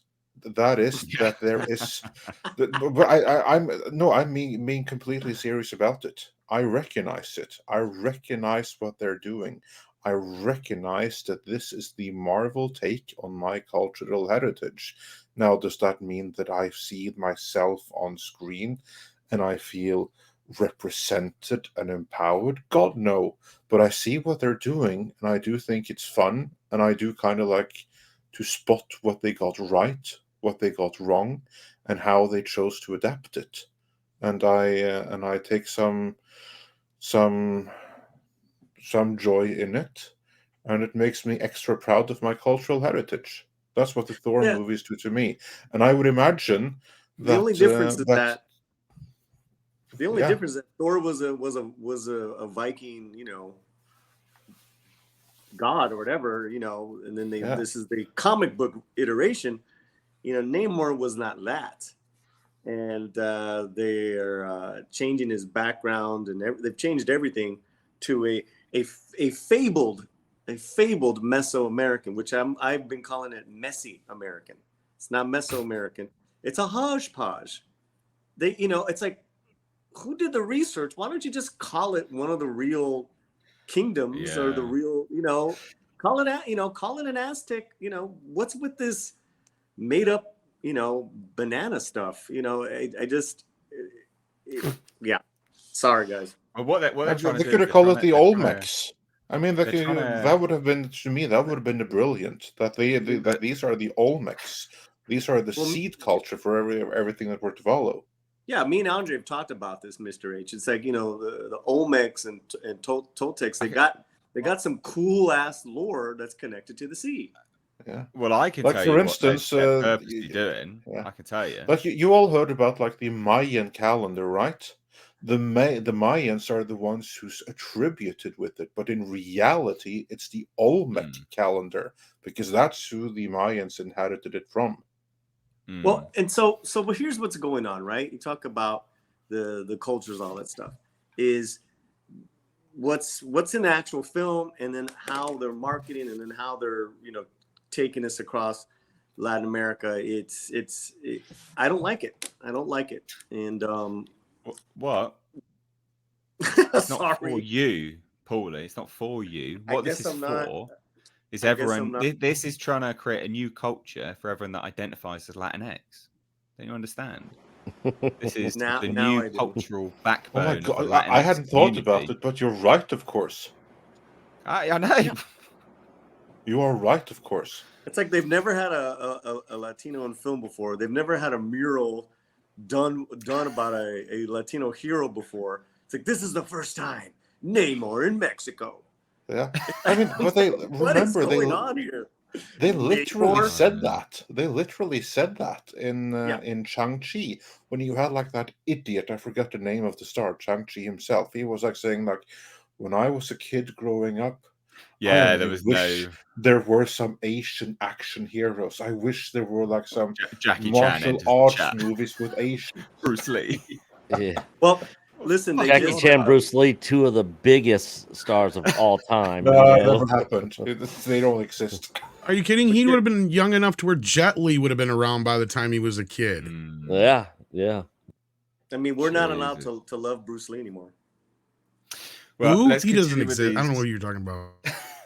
Let's continue with these dumbass takes. So, Stephen Weintraub, Frosty of Collider, the notorious shill. I know you don't believe when people come out of a world premiere. Yeah, you're right, they don't. and say a movie is awesome, but Black Panther: Wakanda Forever is a fantastic sequel and a great movie. I knew it'd be emotional, and it was. Expect your eyes to leak. Great job, Ryan Coogler. Is that the equivalent? Oh, sorry. I was gonna say, is that the equivalent of I'm telling the truth, believe me, you gotta believe me, swear to God. Yeah, this time I'm telling you the truth. A reinforcement, yeah. The last times, you know, it is what it is, but this time I'm being honest. This time, definitely. Andre, you were saying you met him before? Yeah, I met Steve Weintraub once. Oh God! Well, that was long before I had Midnight's Edge was a thing, so I don't really have anything to say, because he was at the London Film and Comic Con. I happened to be there too, and I recognized him because I was a regular reader of Collider at the time, so just had like a brief conversation with him. So yeah. Oh, the chat is hilarious. I love the chat. Chat is always awesome. This movie had sound, 10 stars. This movie features Latinos for the first time with the X. I was gonna say something, Tom.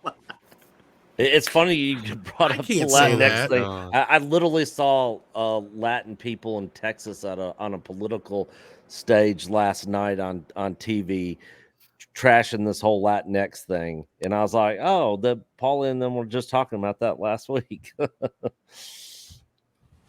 Well, because it's all connected to political and social agenda, and I want nothing to do with when I'm watching, I don't know, Thor, when I'm watching, I don't know, Superman. Anyways, yeah, they bang on about bloody Rihanna's song again. It's just all nonsense, really. You know what I find is hilarious about this whole thing, guys, is that this premiere happened last night, right? Yes. None of the headlines are about Black Panther right now. They're all about Kevin Feige's reaction to James Gunn. I don't know if you guys talked about this already. We have not. That is the number one headline on every major Hollywood outlet right now. Yeah, Tom put the Twitter link in the private chat. Yeah, that's the one that I quoted last night. But like, I just looking now, like every one of them, that top story is Kevin Feige supports James Gunn. Let me just get through some super chats real quick first, because we had to drop on. Tom Working sent $5, says, well, I'm Asian. How does that work? I go, pay for a ticket, but gang out in the lobby. Yeah, I don't know. You're not an honorary member. Haven't you heard? You're white now. You're too successful. Yeah, you're too privileged. You gotta do what nowadays. We do. Yeah, you're too successful and you're too privileged because of white supremacy. So you are now passing as white, and you will get to the front doors, and you will block other white people from entering, so that the black TikTokers in there can feel safe, that the white people aren't going to do something nasty to them. Yeah, it's not their fault that you're good at math. See, that's your own fault. Well, you see this panel right here? I'm feeling really oppressed and offended. in your little square. Nikki sent $5 and says, and then only Latinos can go and see it the second week because of Namor. The third week is your chance. Yeah, that's right. That's what the TikToker said. Like, white people, you wait until the third week. Yeah, it makes sense. I mean, it's on TikTok. It must be true. Yeah. Casey says, Woman King said those who didn't see it were racist. Yeah, it's the playbook that we're getting now from these idiots. They're trying to guilt trip people into seeing their films these days. Accident Seller sent 50 Norwegian kroner, says, not the way to make movies. James Cameron says about Marvel, you need to have a scene where a young John Connor gets shotgun blasted in the chest. Yeah. Apparently he approved that. He loved that. He was all about that. He thought it was the best thing ever. Well, let's be fair though. This is one thing I picked up on with James Cameron. I found the quote where he admitted that he doesn't care about the Terminator franchise anymore. That was in the Sydney Morning Herald. I remember that. Yeah, but I remember this other quote of him, because this was from the time of Terminator Sega Genesis, when that came out. Then he said, like a few months after that movie came out, like, "Oh yeah, that was a piece of shit. I hated it. I hated all of them." Here's the thing, doing though. It I have to help Arnold. Exactly, it's Arnold and his other friends. If they want to make a quick buck on this movie, then of course I'm going to be out there in the media, and as a favor to my friends, I'm going to lie and say that this movie is good, even though it's a complete piece of shit. And I'll do it again. He was very obvious about it, and then a few months later, when he got the Terminator rights back, and he sold them right back again, or leased them right back again to the same production crew of Terminator Sega Genesis, and then he was back to, oh yeah, no, this one gets it, and I completely agree with everything they're doing. What they did, what you said? Oh well, I agree with that then. That's kind of like how it went down. Well, so the funny thing is about Terminator Dark Fate is he actually had story say on that. So part of that was actually his story as well. Yeah. I'd have to look into it 100% again. So don't quote me completely. But I don't know exactly. I did so much coverage of this at the time, and I had you did. I had leaks and everything. And you knocked it out of the park. To be honest, all I know that he really had anything to do with was getting Linda Hamilton back. That's what I had heard. That was his main contribution. Well, I think, I think it was a combination of a few things. I think he had story input and like a final say on it. I think it was either final say. I think it was final say. So he basically approved it. But basically he was in part to blame for that. He signed off on it all. He was happy with it. Yeah, I remember the coverage at the time was funny because I got blasted all over Reddit. People hated my guts. Because I was like, well, look, if this happens, which has been leaked to me, then this film sounds total crap. First fucking opening 5 minutes, it happens. I'm like, yeah, it's garbage. Been completely vindicated again, as always. Yeah, that was horrible. Sometimes one just hates being right. Well, yeah, for stuff like that, I do. That's what I love when people come at us and like, you're just a fucking hater. It's like, you do realize we're just passing along the news. That reminded me when we did our Cobra Kai video, where we pointed out where they still, to this day, have not called for a season 6 of Cobra Kai, kids. Keep that in mind. As we pointed out, no, they haven't. Didn't they get renewed for 5, 6? Nope. Last year? Nope. They still have not renewed for season 6 yet. Wasn't season They're sitting there waiting. It's just going to be season a movie, 4 terrible? Wasn't season 4 terrible? Paulie, don't even go there.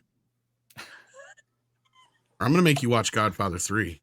Right, moving on to another super chat so we don't break up a fight here. Spider Dan said $9.99, says Cameron sounds bitter and desperate to promote his overdue and unwanted Avatar sequel. Does he really think his Blue Cat People movie is that much more sophisticated than superheroes? I mean, it is and it isn't. It's not really more sophisticated. It's difficult. I mean, they're about the same. Because thematically speaking, Avatar was just raised by wolves. It's raised by wolves. Dances with wolves. Sorry, Dances with Smurfs. Yeah, yeah, or Fern Gully. You know, like it was a ripoff of that with sort of climate change. You know, jerk off fest. To be honest, looking back, Avatar reminds me of a Pixar movie. To be honest, like it really does. Oh. I can kind of see that. I mean, who's crazy talking about Avatar in the movies right now? In besides Jay, like on a level of, you know. I don't hear any hype around these new Avatar movies from anybody, not online or in my personal life. That's what I mean. See, no. I'm going to stop you there because I think the same. But whenever I do a video and I say that, fucking loads of people commenting on it. Loads of people. And they do get good views. So people are interested in it, amazingly. I don't know why. I don't know where they've been. It's been lurking in their Avatar-themed basements for like 14 years or however long it's been. It's madness. Accident Seller says Cameron said in an interview where it was him to suggest that JC gets shot in the head in a pizzeria or something to trip up the fans. Just Google. Yeah, I thought it was. Crazy. Thank you to everyone sending super chats, ladies and gentlemen. It goes a long way to helping support the channel. So genuinely, thank you so much. It supports these streams to keep them going. Please do check out in the description box Mistake Reviews live archives. All of these clips and also the streams will be over there. So if you can't sit through a whole stream, because they're quite long, each individual topic or bits and pieces of them are clips to individual videos. It's a lot of work, but you guys deserve it. So yeah, thank you so much. Check it out in the description box, and everyone's channel in the description box. So what was it you were talking about? You were talking about Kevin Feige's reaction to James Gunn. Was that right, Tom? Yeah, ironic enough, they had the premiere last night, and yeah, we've gotten some the early reactions to Wakanda Forever, but it appears a screen to share, and I'll. I can sure I can do that. Let's see here. Here's the one main bit here, but yeah, this is seemingly the top story on all the entertainment outlets. Even though Wakanda Forever had its premiere last night, everybody's talking about James Gunn instead. And I love this reaction from Kevin Feige. Because it's a real reaction, Tom. Well, dude, this is like, I'm so happy for him and his new girlfriend. I mean, wife to be. I want to ask you about James Gunn and going to DC. Yes. Well, he has got a lot of work to do for Marvel between now and May, which he's well aware of. He's got kids to but worry after about. that, I'll be first in line to see anything he does. I want to ask you about James Gunn and going to DC. Yes. Well, he has got a lot of work to do for Marvel between now and May, which he's well aware of. But after that, I'll be first in line to see anything he does. I think it's the you know what it is to me. It's the inflection. Yes. When he says, but after that, when he says that, you're like, yeah, it's the inflection on that word that's selling it to me that he's not best impressed. Does anyone else get that sort of vibe? Before that, right? Here's what he does, like with the quick. Yeah, he looks up in the air, like, how am I going to respond here? Well, it's not just that. It's also, I want to get away from this conversation. It's body language. I need to get away from this. And also the eyes. I need to consider what I'm about to say. Wow. Madness. No, I agree with you, Nate. Like, he really did not want that question. And that's what I think is hilarious, is this is dominating the headlines instead of Black Panther talk, which he probably wanted. Yeah. So I'm sure that's even doubling the piss off right now. And also that he knew that question was going to come and he had practiced that answer. Yeah. I can totally believe that. Yeah. And then at that level too, it's just huge, like, egos battling each other. I mean, you can argue that Feige's like the most successful. This is basically like, the guy that you trained or you worked with all these years, whatever, however you want to look at it, basically made this guy, right? I mean, now, granted, James worked his way up to this point, but it was after Guardians of the Galaxy that James Gunn became the James Gunn that we know. And now this guy is your rival. He's literally the same guy you are. Yeah, for DC. It was like he was your backup quarterback, and now he's the quarterback at the team that's against you, kind of thing. Like, I'm trying to think of a good analogy for this, but there's not. That's the sad part. Sorry, Paulie, but yeah. No, all good. And he's probably taking notes of all the mistakes Marvel's making and is going to make sure that same stuff doesn't happen with the DC universe moving forward. Well, he'd have knowledge, of the internal workings of Marvel as well, more so than most people. Yeah, absolutely. Like DC, like he's worked for Marvel, so he knows that. What's glaring is James is not at that premiere. Yeah. Almost all the Marvel people always show up to every premiere because Favreau's always at them and all that kind of stuff still. Well, but your boy was there. My boy Kevin was there probably. No, Simu.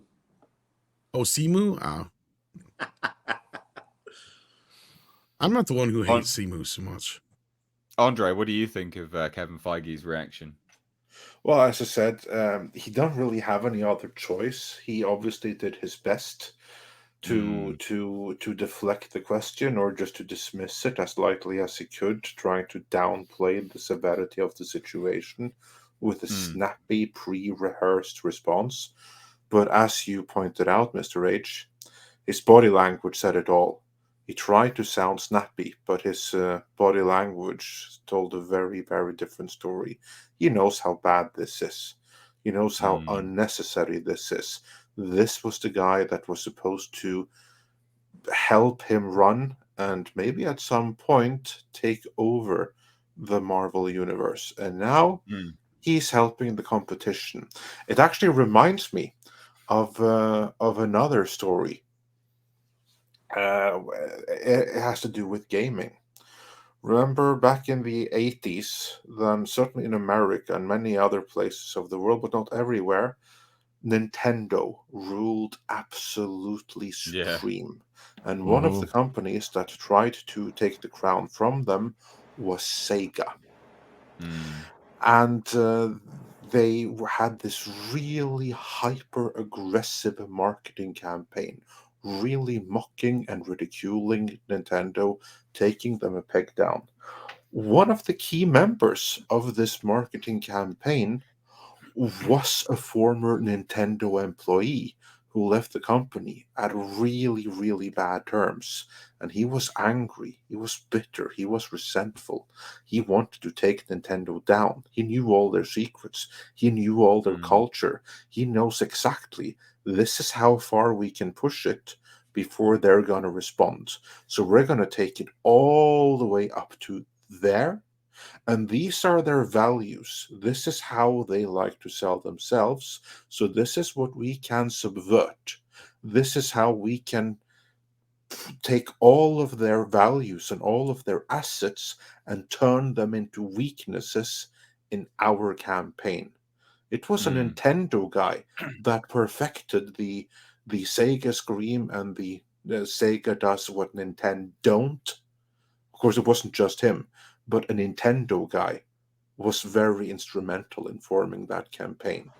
And of course, Nintendo won by and large. But for quite a few years there, Sega actually did outsell Nintendo, including the Super Nintendo. And this reminds me of the same thing. Here is someone that was a real big shot within Marvel, but then something happened. He was forced to leave on bad terms, and then he got swooped up with the competition, and then he used his knowledge to do better at the competition. It's funny Andre brings that story up because there's a very similar one with how Sony got started, because Sony was teaming up with Nintendo to do a disc-based system, and during all the project development stuff, they basically had a working system. Nintendo decided to not do it, and then Sony ended up saying, you know, we're going to do our own thing then. And then if you go back and look at some of the early Sony commercials, you know, there's Crash Bandicoot out there on the megaphone yelling at Nintendo headquarters, you know, and so they were same thing going after Nintendo, and now Sony and the PlayStation's like one of the biggest consoles in the world right now. Yeah, actually, just to add a real funny postscript to that story before we carry on with the show, Nate. It wasn't that Sony went straight from failing with Nintendo to going at it at their own with the PlayStation. There was another step in between there, because before they ditched them altogether, Nintendo were like, yeah, we're not so sure about this Sega's console, this CD add-on from Sony. Let's check out the Philips and the CDI thing. Maybe they can do an add-on for us. Now, this was when they were still working with Sony. So then they were dating Sony in one end, but then they were like basically going on Tinder looking for some other options while they were doing that. And then Nintendo and the Sony were like, "What? You dare ditch us for or go check out Philips, our single biggest rival and enemy? You work with us, and then you go with not Grundig or something. We could live with that, but Philips of everyone, Philips. Well, fuck you then. We're gonna go work with your competitor." And that's when Sony started developing games for the Sega CD. And that's how they first developed their expertise in game development. They practiced with Sega. So what you're really saying is this is this is history repeating itself with James. Yes, Gunn. yes. It's history repeating itself. Like, history rhymes. But it is to a degree, isn't it? As much as the sort of the jokes there. I mean, it is. Yeah, I mean, it wasn't very. I mean, he was quite mistreated with Marvel, with the whole being sacked for a tweet thing and what tweets a joke, etc. And then them sort of crawling back to him, please come back, and all this kind of nonsense. The sort of public humiliation based around that. And yeah, it was the biggest. I mean, it's just a nothing burger. Like, stop. Well, not so much of a nothing burger, but it was like one of the worst things that it was like I'm sure it was a nightmare happening in real time for Kevin Feige. Right. And this is just an extension of that nightmare because as we pointed out before, the original plan was Kevin Feige needed help with phase 4. As we've seen, it was 3 times as big as every phase we've had before. And he was supposed to oversee. Well, he was supposed to have help with that. He wanted James Gunn to oversee the cosmic side of things, which means anything that has to do with space, that's James' category. I'll handle the street level stuff. So he would have been handling all the stuff that had to do with on Earth, because they were supposed to be simultaneously having the multiverse stuff go on, along with setting up all the Secret Wars and all that kind of business that's upcoming. They're still getting there. But as we know now, Guardians of the Galaxy 3 was pushed out of phase 4 and into phase 5 instead of kicking off phase 4 like it was originally meant to do. And now, after that's done, James is gone. He has been saying that for a while now. And so I'm sure this is a stinger to Kevin, because he tried to do everything he could to probably keep him around. Oh yeah, for sure. Yeah. And I saw someone in the chat ask, what about the Jaguar? I know my video game console history very, very well. I'd be very happy to discuss both the Jaguar, the CD32X, but come back to Midnight's Edge in the morning tomorrow. Maybe we'll do some video game talk then. I'm not going to hijack your stream anymore with that. We have plenty more to go through. We do. We've got some super chats real quick. So Zombie Box Reviews sent in £2 says, hail Mr. H, Paulie, Tom, Andre, Nick, and Tom. Nice to have you on. Andy, my dude, appreciate that. Shane sent $9.99. Says, greeting Mr. H and Co. Long-time listener, first-time caller. Regarding JC, the best thing to come from Avatar was the hope that a Thundercat movie has the potential to look good. Thoughts? Not bad. A bad thing on the back end of it. I mean, you're kind of right, I think. They are making a Thundercat movie as well, if I remember. They're supposed to be working on one. Yeah, what's his face? I can't. The guy name escapes me. It's supposed to be Voight Roberts, wasn't it him? Something like that. Yeah. So we'll have to see. As far as James Cameron, though, I know the old saying is "Don't bet against James Cameron," but at this point, they always say that. I'm getting sooner or later he's going to have to lose, right? And I find something very interesting about this whole Avatar thing is, even though Nate, you said that whenever you do a video about it, you get bombarded with comments. Yeah, I do. Yeah. At the same time, though, I've talked to some younger folks, and I've seen one very interesting comment on my Twitter once, where he said, "Look, I'm in my 20s. I don't get the hard on for James Cameron. You guys got to remember, he hasn't made a fucking movie in 20 goddamn years." Yeah. No, you're right. Like, he hasn't. This generation has no sense of who he is or why he's so important or why he's such a big deal. Add in the fact that Avatar hasn't had any staying power whatsoever. We haven't had video games, no TV shows, no comics, no toys. Now. Yeah, now. Yeah. to help launch the other movie. Basically.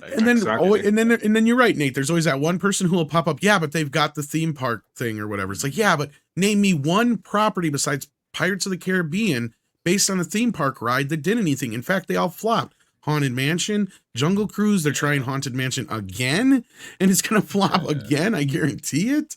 Like, I just don't see Avatar being the big film everybody thinks it's gonna be.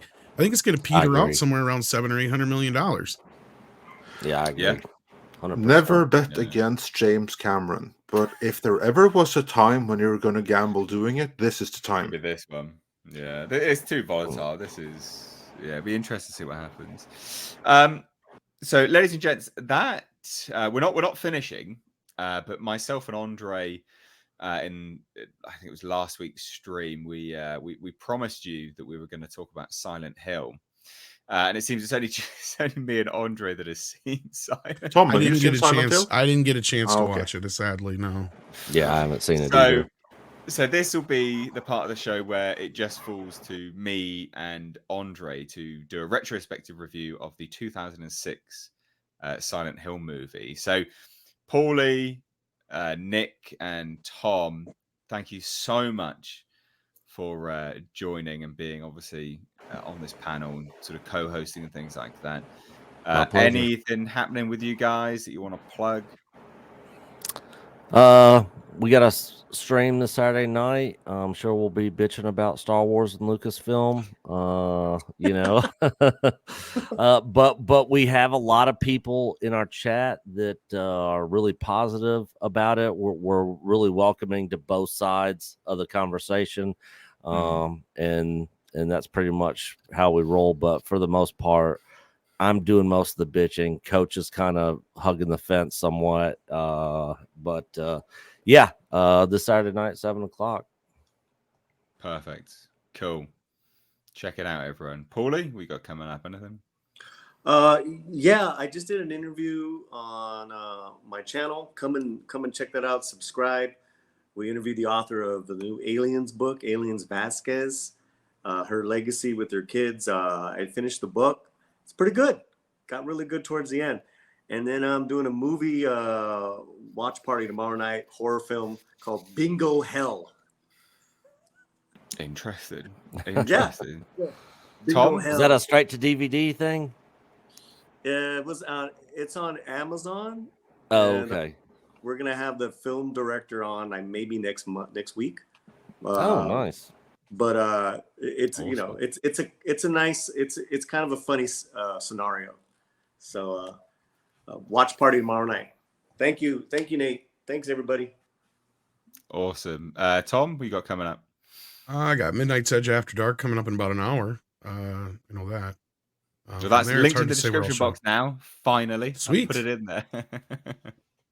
Thank How you do I so get much. right to it?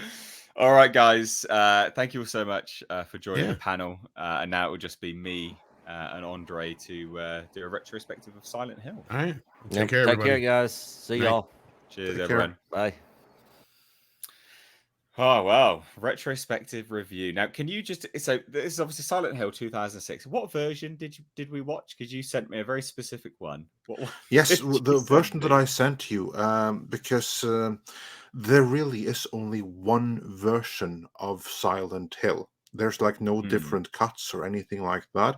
But the version that I hooked you up with is the French Blu-ray edition, and not just any Blu-ray edition, but the version that has been color timed by director Xavier Gans himself, because the American Blu-ray and the UK Blu-ray, none of them look quite right.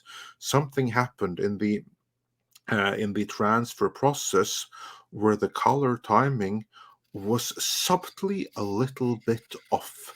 It's not something that you'll be able to tell if you watch the movie regularly, but if you have two screens which are calibrated the same right next to each other, and you watch the standard UK or US release on one screen, and then you compare it with this director approved transfer, you'll notice the difference.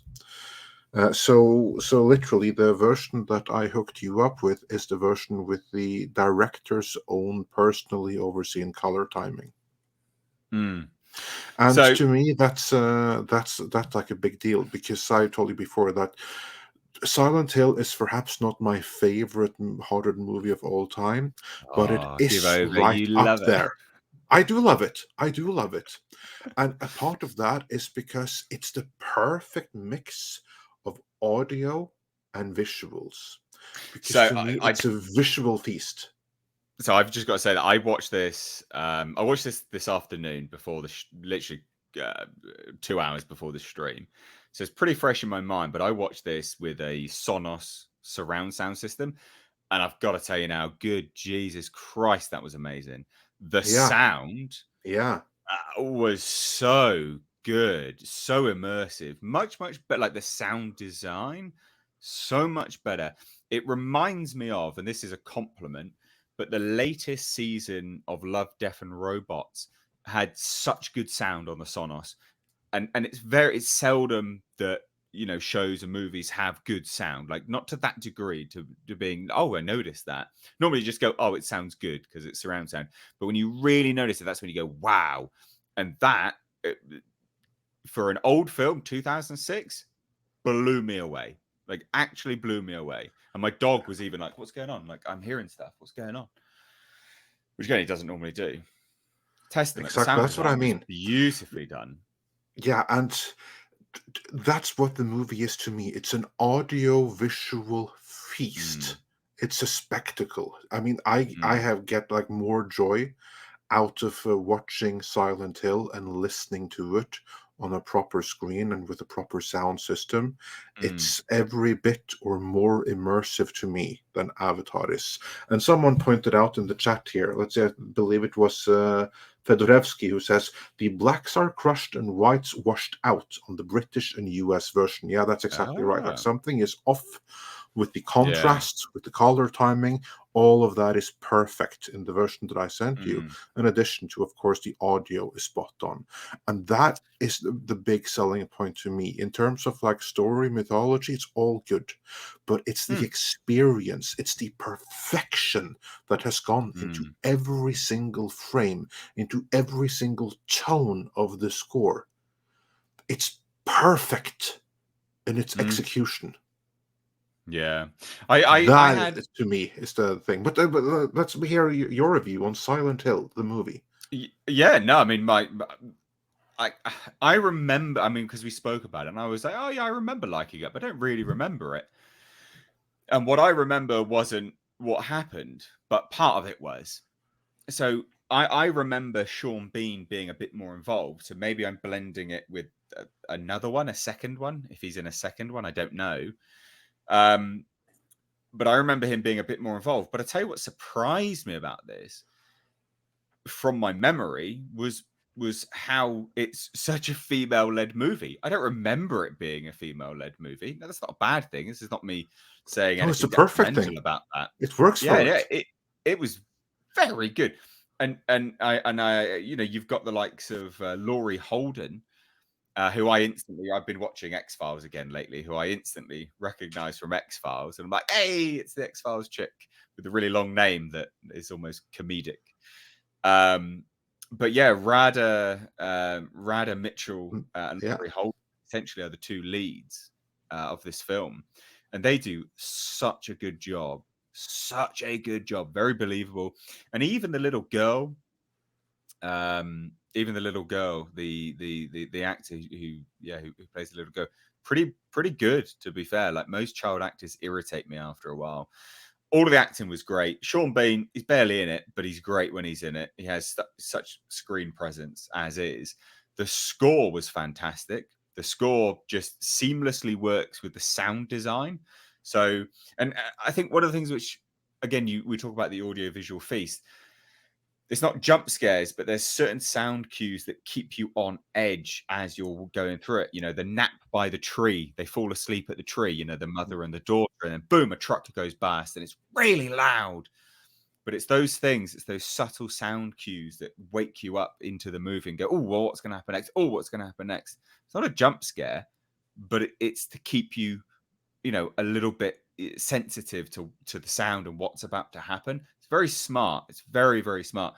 I really like the use of blues to greens. So the first part of the movie, there's a lot of blues and greens, and then we obviously go into you know, the more sort of Silent Hill area, and then the colors go obviously completely different. But the use of blues and greens on that was really, really nice. And I was genuinely surprised at how good the CGI was for an old film. I don't know if you remember it being good or not. I don't know when you last watched it, but I watched it today and I was like, you know what?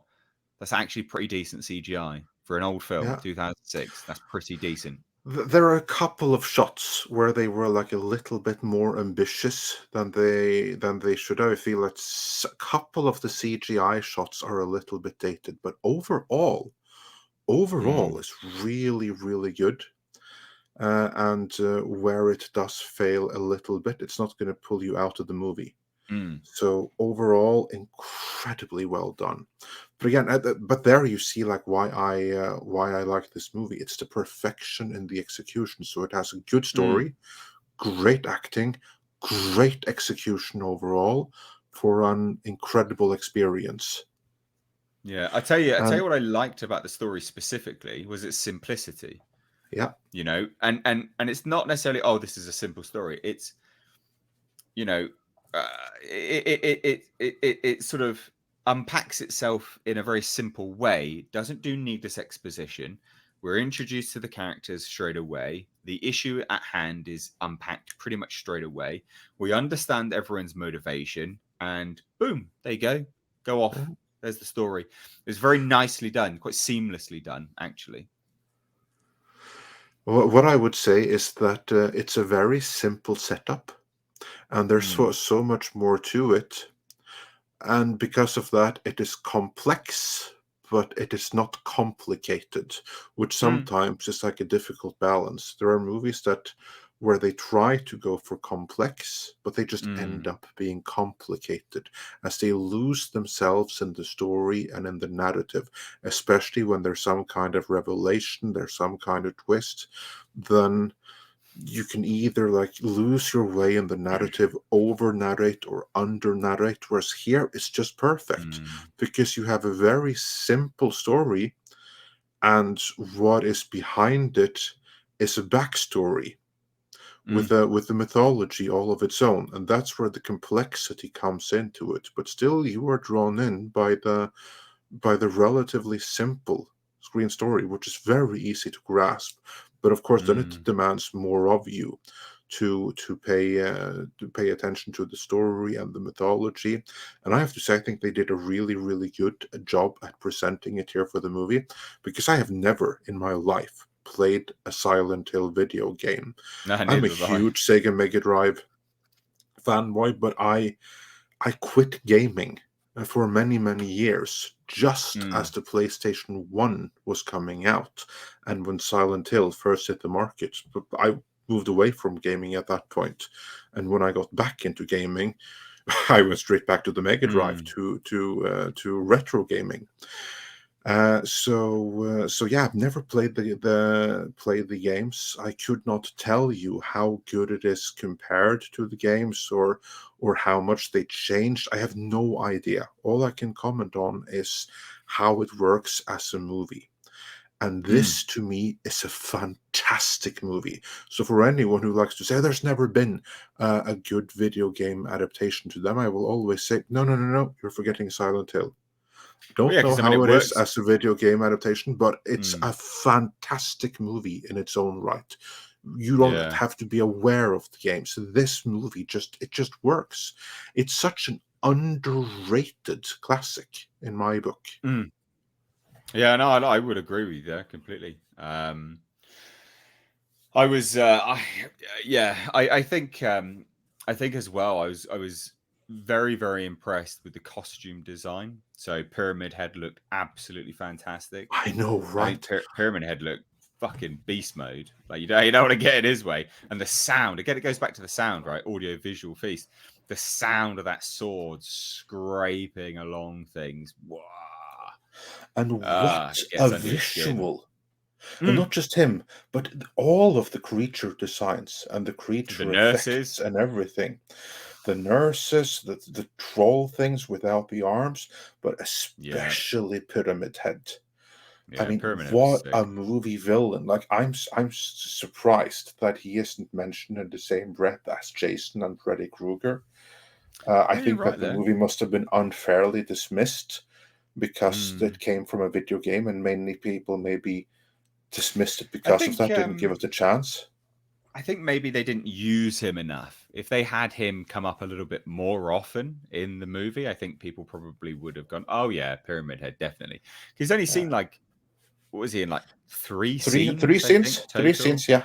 3 scenes in total. And those 3 scenes, they stick with you. Because, my God, what but at the same time, through the door. Yeah, but I think that's perfect too. because he's also the kind of character that if you have him in one scene too many, it's not going to work. And I have to admit, I've never actually seen the sequel, Silent Hill Revelation. I always heard that it's a piece of crap because it doesn't live up to this one in any way, shape, or form whatsoever.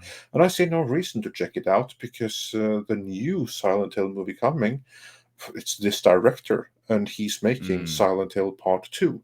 So why waste time on that other one when from what I understand, Pyramid Head, he has way too much screen presence in it, and he doesn't quite look right. Like they weren't able to replicate the look. And here's like the thing: this was the perfect director. Xavier Gens is perfect director for this because he has like this very unique, very French mentality and mise-en-scene and everything, and that is what this movie has. If you've seen some other French movies like Vidocq and other things, you kind of like you can see the legacy of how this movie came to be, and there's something quintessentially French horror, French fantasy about it in its execution. And it worked fantastically, but they weren't able to replicate it on the sequel without that director. Yeah, well, I mean, my most recent French film sort of experience would have been Martyrs, which is just fucking. If you ever seen Martyrs, oh yeah, absolutely. I mean, that's exactly what I mean. Also, very fundamentally French. Yeah, I disagreed with your interpretation of how Martyrs ended. How dare you?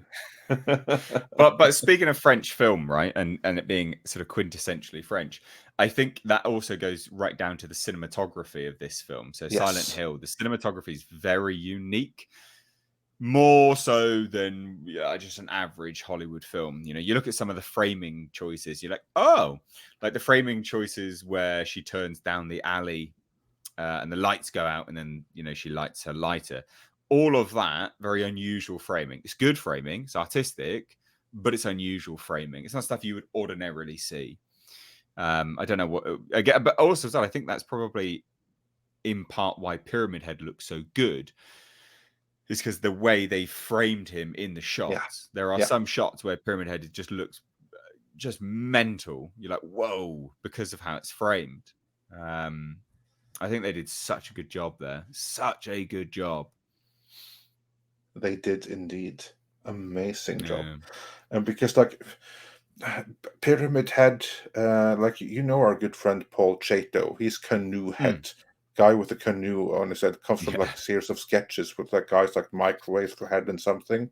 And Pyramid Head, you would think fits right in there. And in the video game, he looks cool, but not as amazing in the video. Or as in the movie, because that to me was so amazing that this director, he was able to take all of the visuals from the video game, even those that came from technical restrictions, and just make them work in the movie. Like for instance, the fog in the video game, the fog. You know why that was in the video game? No. Because this is the same thing with like the first Spider-Man game for the PlayStation. There was fog in that one too, because at the time you didn't have the processing capability to like render out all of the backgrounds and everything in perfect so you keep it foggy, so you make it foggy, then you have like an in-continuity reason for why you don't have to use so much processing power on the backgrounds. So that was like the necessary thing because of the game technology at the time. So then the game designers, they incorporated that into the game story, and then they just run wild with it here in the movie. They didn't have to. They didn't have to do that. They could have gone a different direction. But to me, that was also a fantastic way just to juxtapose the different worlds, that you're in some kind of like parallel dimension, which isn't really hit home until the end of the movie, which to me is one of the most striking endings in any movie ever, especially dealing with like parallel timelines and stuff. Yeah, so I mean, let's talk about that then. Let's talk about the the story, I guess, and how it sort of wraps itself up at the end. I mean, do you think that's a satisfying end? What do you interpret the end being? My interpretation of the end, and again, I'm not familiar with the games. I have never played the games. I don't really know the story of the games. I have only seen this movie, and it could very well be that my interpretation is warped and is even incorrect because I don't know the games. So, but my interpretation is that because of all of the events of Silent Hill, it wasn't just that multiple versions of the character at the center of it all was created, but it was such a traumatic thing that it gave rise to a ghost dimension, a parallel universe of sorts. So when you step into Silent Hill in the right conditions, and just typically if you're with like one of these characters, you're not just going to step into Silent Hill, you're going to step out of our universe and our dimension. No, not our universe, but you'll just step out of our dimension, just a little bit out of sync with our reality. So you're still there physically, but on a slightly different plane of existence. And that is kind of like where you see like the main story of Silent Hill. It is just on a different frequency. So if you and I were to go to Silent Hill, as the police in the movie did, there was nothing there. Just don't be there and breathe too much for too long, and you'll be fine. There's no ash. There's nothing like that. That's in this other, slightly off frequency dimension, and that's where the thing takes place. And the really scary Lovecraftian element of it for me is that once you get in there, maybe there's a way out, but the leads of the movie, the ones we follow, they didn't get out. They're still trapped there. But it's just a frequency difference, because you saw when they left Silent Hill, the fog didn't lift. The fog was still there, which only goes to show that the whole world is like that, because they're in this other frequency. They're slightly phase shifted to a different dimension. So their presence is partially in our world, but because of the difference, you can't really feel it. We saw that towards the very end, which to me is so striking. They drive home, but off frequency. Yeah, all the way. So everything follows them there. They even go into the house, and they can feel right there. We can't see him, but right there is my husband and your adoptive father. We can sense him there. And then we go back to our reality, where you see the and I love this contrast. So like the air was dirty with the soot and everything in our world. It was raining. It was cleansed. It was green. It was pure. It was being washed. And then juxtaposed against them being in the living room, watching the empty couch because they feel this presence, then you see in our world that he is there. And he suddenly feels they're here watching me. And he turns around and he's confused. They're not there because he feels their presence. So they are, and that to me was like so compelling. Like they're so close. They can literally touch each other, but they can feel each other's presence, but they're still so far away because they're just operate in different frequencies. And because of that, they're effectively in different worlds. I sort of saw it as almost like a purgatory sort of situation, like they'd almost died, because there was the thing where Laurie Holden's police officer, when she's seen by the mother, Rose, I think the character's name is she's like, oh, your head's bleeding. And I'm like, oh, maybe both of them crashed, when they entered into Silent Hill. And because they died in Silent Hill, the area where the power was, they entered this sort of purgatory realm. So similar to what you said, but they'd entered into it by that way. That was my sort of interpretation from it, because there's some sort of subtle cues-ish to that. There's some subtle cues, and you could be right. You could be right, but I prefer. I still, because if they were dead, how would the still very much living father feel their presence? So no, you're right, because also that they're just phase shifted. Yeah, no, you're right. Actually, there's a hole in my my explanation anyway, because there was no car and there was no bodies either, so I'm completely wrong. But it was just the fact that they bumped their heads. Both of them very clearly bumped their heads, because she smashed her head into the wheel of the car, sort of crashed through there, and then as the cop, what I think happened there. Well, my interpretation was that they were jolted around as they were phase shifted, as their whole bodies and their corporal beings, something happened to them. The best I can give is an episode of Star Trek where someone were phase shifted, which means that they could see everyone in our world, but they couldn't interact. They went straight through everything, and they were invisible to everyone. They were functionally ghosts. They were still there. It's just that the frequency that their atoms worked on were just slightly shifted to work on a different frequency, and that's what I kind of like think happened here. That they were just slightly phase shifted, but as that happened, there was a jolt. And that jolt is what caused them all to crash and everything. Yeah, I like that. I like that one. I mean, all in all, a thoroughly enjoyable film. Thanks for making me watch it again, because I was like, yeah, I think I remember it being all right. Yeah, can't really remember though. So, but it holds up pretty well, doesn't it? Because like now, it's a movie that's. It's a movie that is now more than 15 years old, which is scary because I remember watching it in theaters, being blown away by it then, and I got every version of it since. But I will say that it holds up incredibly well, and it's every single bit as good now as it was when it was released. I mean, if anything, it's better now because now every other movie is so shit.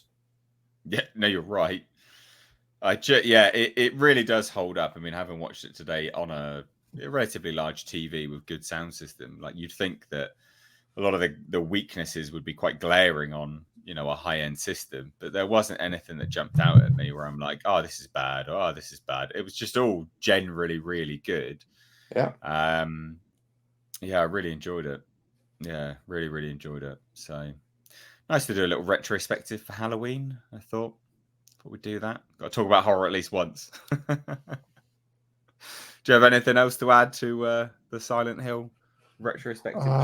Only that for those of you watching who haven't seen it yet, go check out Silent Hill. And if you ever have the opportunity to buy the French Blu-ray that is approved by director Xavier Gans himself, that's the one you want. It is very English friendly. Because while it was made in France for a French audience, they know that the movie has an international fan base. So just like the Germans do with their amazing special editions for Blu-ray and 4K releases, like they're the best on the planet, they know there's an international market here, so the releases are very English friendly. Yeah, check it out. The one you sent was very, very good. I enjoyed it very much. So on that note, ladies and gents, I think we will round out the stream here. Like I've been saying during the stream, Missed Reviews live archives. There's a link to that channel in the description box. It's the channel where clips and highlights and everything from these streams will be put up, as well as the episodes. Follow me over on Twitter and Instagram at Missed Reviews on Twitter, Mr_Nate_H over on Instagram. Andre, plug away, my dude. Plug some stuff. You can find me on Midnight's Edge here on YouTube. I mean, that's the place you want to go first and foremost to see my my takes on everything and everything that goes with that. We also do live streams 3 times a week. The clips from that in addition to the full streams, you can find on Midnight's Edge live archives. I know, I stole the name. Which has been which has been doing pretty well. We have some really, really cool clips there that's got like a lot of attention. And I'm amazed with how good some of those videos are doing. Like, for instance, our discussion on the Woman King on live archives got more than 100,000 views, which is more than what either of our standalone videos got on the same. But it goes to show that YouTube sandboxes channels after a while. Like they really do. Like, they've just gone, nope, you won't get any more views. Algorithm doesn't like you anymore. Exactly. Whatever. And new channels pop up or whatever, and then they're not hit with it. It's very strange. Really, really strange. Literally same content, but different channel. Literally same content. Blows up. Yeah. What? Same thumbnail designs. Like, why? Why does one blow up and one doesn't? Literally makes no. Well, frustrating. But anyway, I'm really happy with some of the clips that we have there, and especially Midnight Says. Like, our videos are very scripted, very stylized. It takes a long time to make. Live streams we get up much quicker. So there, we even cover the most recent news that Ben Affleck is back for 3 more Batman movies, and how that and that came out just before the news that James Gunn was back, and shortly after that is when Matt Reeves' The Batman Part 2 was pushed back to at least 2025, possibly longer. And we discussed the implications of that there in that clip with some industry insiders. So yeah, go check that out. And on that note, ladies and gentlemen, thank you so much for joining me. We'll be streaming every Tuesday and Thursday with great panel guests, Andre obviously being one of them. So please tune in, 9 p.m. UK time. Head to the channels, check them out. But thank you all so much. Take care.